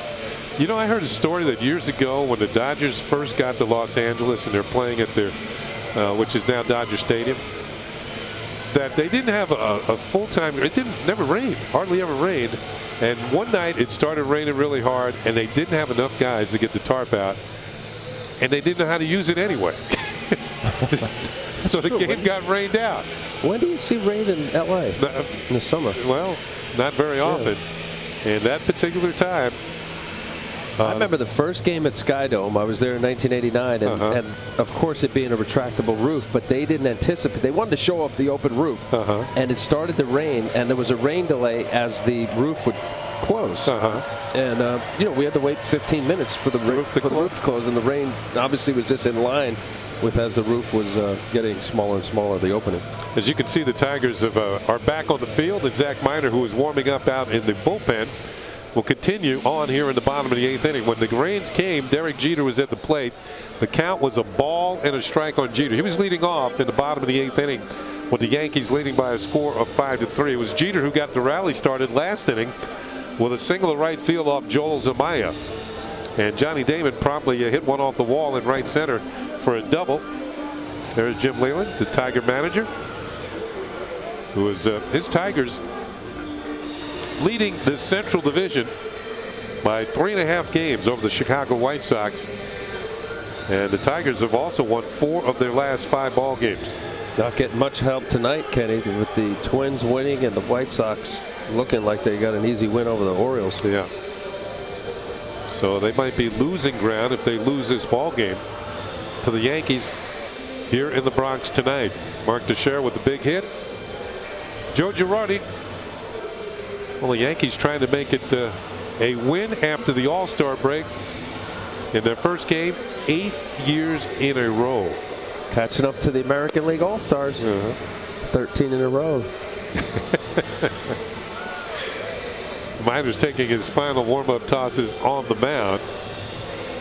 And we should be ready in just a moment here. It's now 11:03, so not quite 11 o'clock. We're going to get the total on the rain delay and let you know how long it's been. It's actually been, what, 55 minutes now? That there's been a delay. A lot of the fans that were here, some of them have made their way home, figuring the Yankees might have this one locked up, but you got to play the full 27 outs. The rain has stopped, and the temperature's actually gone down a little cooler here in the Bronx than it was at the initial game time at just after 7 o'clock. As you can see, a lot of empty seats now. There was a good crowd on hand.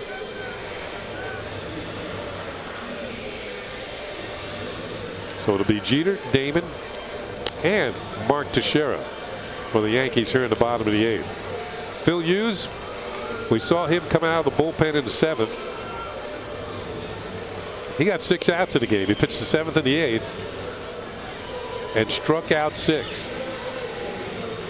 Throwing, is that as hard as you've seen him throw? Yes, I have. I've seen him earlier in the year, but he touched a few 97s, handful of 96. Just very aggressive, and you know, I was impressed with his just the whole demeanor on the mound, his look, the tempo, how aggressive he was attacking the zone. He's found himself. Well, some of the diehard fans have remained here at the stadium. They're going to stay to the final out. The official attendance tonight was 46,197. A good crowd following the All-Star break. In fact, on this homestand, the Yankees are going to go over 2 million. And here is Derek Jeter back at the plate with a 1-1 count. Zach Miner still on the mound. And it looks like it's a 57-minute rain delay. The pitch to Jeter is inside for ball 2. 2 balls and a strike.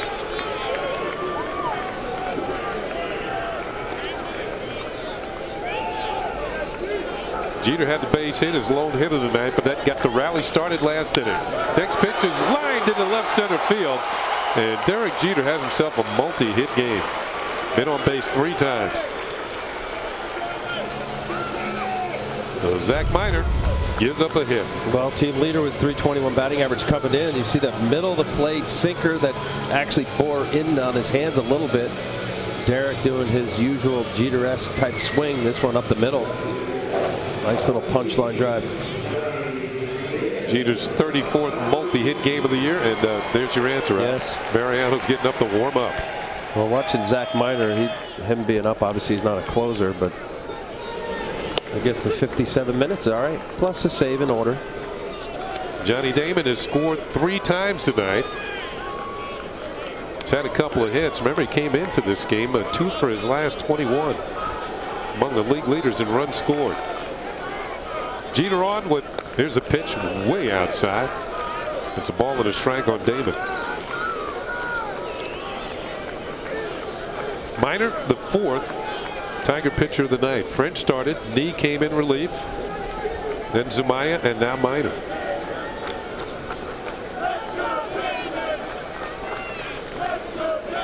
Ball is hit in the air near the mound. Third baseman Brandon Inge has the catch, and there's 1 down.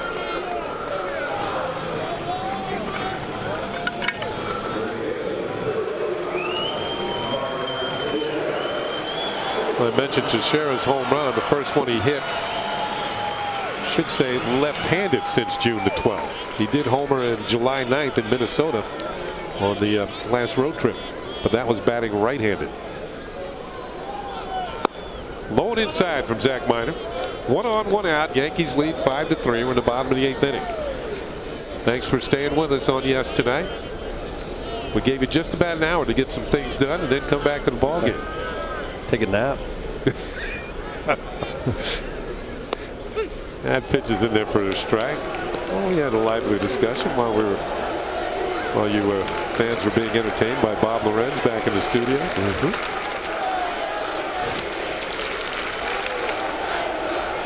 Teixeira 3 for 4 tonight. 2 singles and that 3-run homer. Pitch is low. 2 balls and a strike.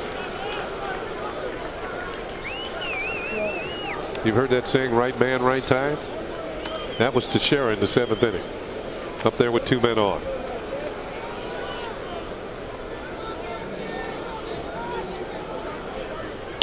Ball is popped up, and it's Inge over near the camera well. Is going to make the catch for out number 2. So Teixeira fouls out.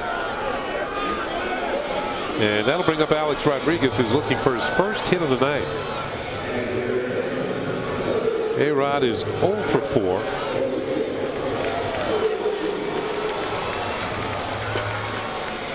I was talking to him before the game about the way he was swinging in Anaheim. He had some of the easiest swings, and the ball was going a long way.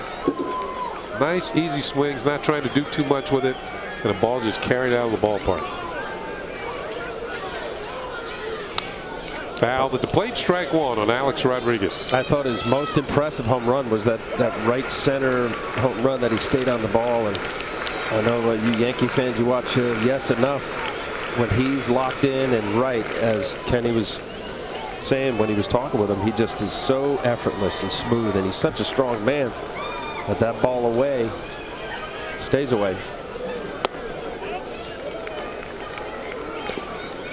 Ball and a strike.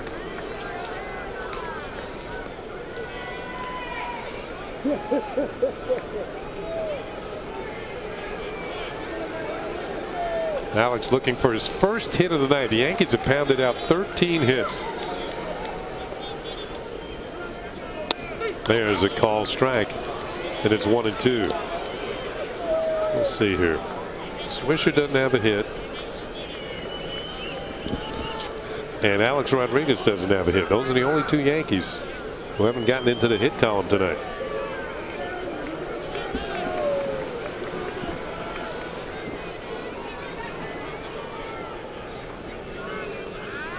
Swing and a foul tip, and the count holds at 1-2.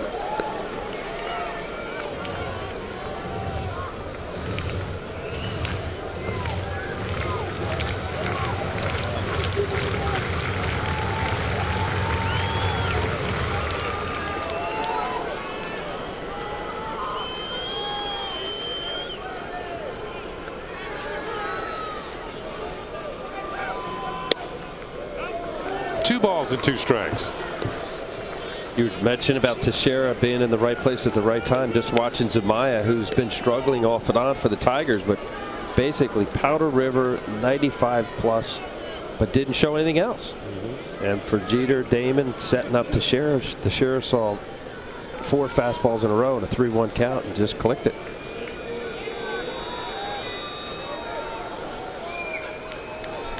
Minor deals, and A-Rod takes inside ball 3. So with the count full and 2 outs, Derek Jeter will be off and running.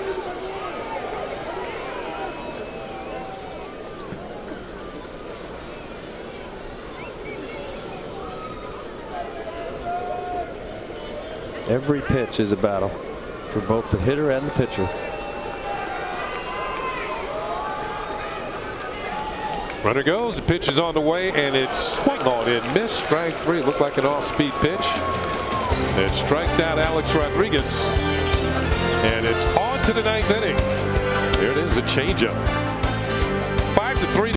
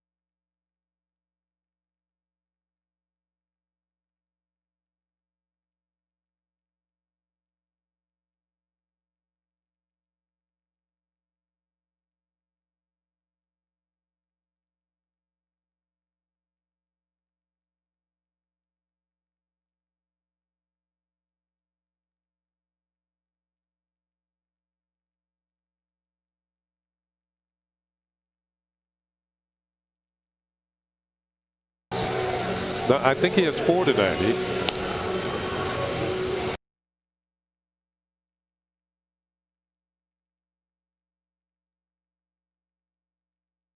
Announced as Chevy Player of the Game as voted on by you, the fans, and the 2 of us here in the booth. And it was Mark Teixeira in the first inning, a base hit up the middle. Then he proceeded in the 5th inning with a base hit. And then the big one with the Yankees down 3-2 off Joel Zamaya and a 3-1 fastball. He knew it right off the bat. A 3-run homer, putting the Yankees ahead 5-3. Now Teixeira at first base, our Chevy Player of the Game, but new pitcher on the mound for the New York Yankees, and it's going to be Mariano Rivera looking for save number 26 on the season. The numbers: 43 strikeouts and just 3 walks. Yankees have made some changes defensively. Melky Cabrera moves from center field to left field, and Brett Gardner takes over in center. So Johnny Damon's now out of the ball game. Curtis Granderson, the leadoff hitter, facing Mariano, and the first pitch, cutter just inside for a ball. Granderson tonight's hit a double, been hit by a pitch, homered and struck out. 2 for 3. Swings and fouls one down the right field side. That got in on his hands. And it's a ball and a strike on the All-Star center fielder.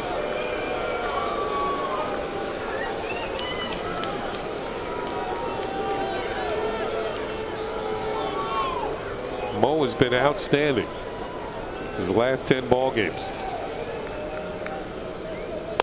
Foul ball. The numbers would tell you.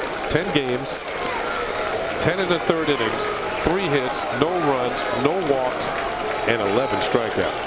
We go back to his stats on the year. 3 walks. Phenomenal. Impeccable command. Both sides of the plate. That cutter in. Now he goes away once in a while.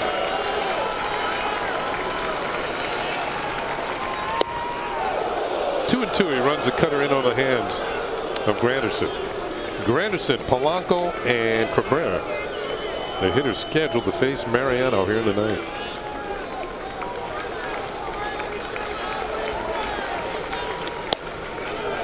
Full count now. I jumped him ahead a few saves. He's only got 23 on the year, so he's looking for number 24 tonight.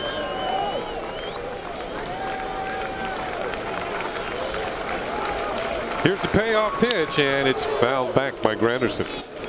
It would also be the 506th save in his career, an American League record. Only Trevor Hoffman, who's still pitching now with the Brewers, also at the All-Star game. Ball is hit in the air to right field. Coming on is Nick Swisher, and there is 1 down. So Granderson flies out on a 3-2 pitch. And that'll move the Tiger lineup along to the number 2 hitter, Placido Polanco. Polanco is 1 for 4. He had an RBI single in the second inning.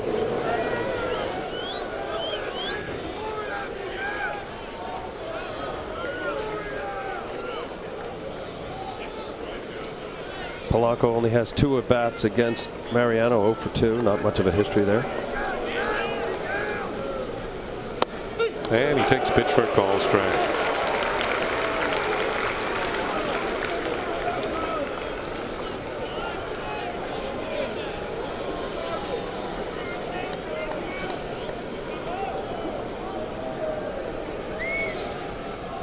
Bouncing ball foul. Now, if the Yankees hold on to win, it would be their 12th win when trailing after 6 innings this season.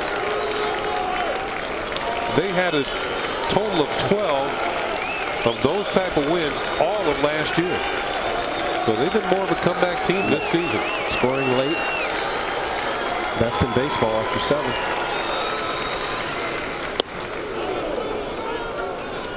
A ball and 2 strikes on Polanco.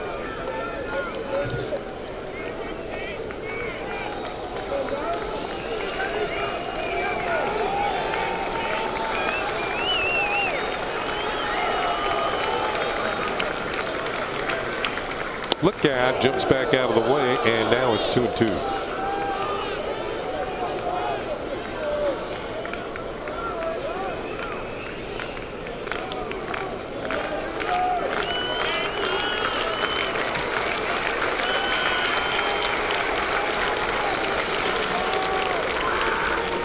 Bouncing ball, and it's a fair ball down the third baseline. Polanco rounding first, and he's headed for second. The ball gets by Melky Cabrera. Polanco turns at second and will hold on there. So a 1-out double. Polanco's second hit of the ball game. And will bring the tying run to the plate. Polanco playing it safe. Pulls his hands in. Very tough pitch to hit. Up and in. Good spot. Was able to keep it in enough. Enough for the barrel. It hit it hard enough past Alex Rodriguez. Melky Cabrera, I think he thought it was going to hit the wall. Ends up passing him. But in a smart move, being down by 2, Polanco staying at second base. And Polanco, his 20th double of the year. And I'll bring up Miguel Cabrera, who's 2 for 4 on the night.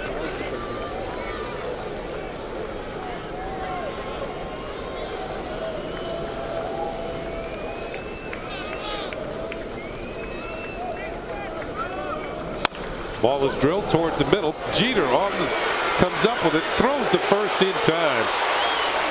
And that is the second out of the leg. That ball looked like it might have been headed for center field. The grass being wet as it is after the rain, I think it slowed the ball down enough. Derek getting over to his left, the pirouette to get his feet underneath him and have his best chance of making a good throw. Watch a nice little pirouette, steps. The ball hugged the ground long enough and slowed down enough. Good play. 2 down, and Marcus Thames will come to the plate. Thames has a couple of hits, is grounded out and walked. 2 for 3 on the night. 2 outs in the ninth, and he hits a high pop-up. And it's going to be the first baseman Teixeira calling for it. And this is the ball game. Teixeira makes the catch, also has the big hit. Another save from Mo, his 24th of the season. The Yankees take the opening game of the series by a score of 5-3. And for the Yankees, this is their 26th come from behind win this season. So they can celebrate in the middle of the diamond. Manager Joe Girardi sees his team win the first game following the All-Star break. 8th year in a row the Yankees have done that. And that is currently the longest streak in the major leagues. And you can see celebrating along with his team in the middle of the diamond. Catcher Jorge Posada gets a handshake along with Mariano Rivera. So the Yankees win by a score of 5-3. And the big hit was by Mark Teixeira tonight. And right now we're going to go down near the Yankee dugout where Kim Jones is standing by. You said it, Kenny, a very big hit for Mark Teixeira.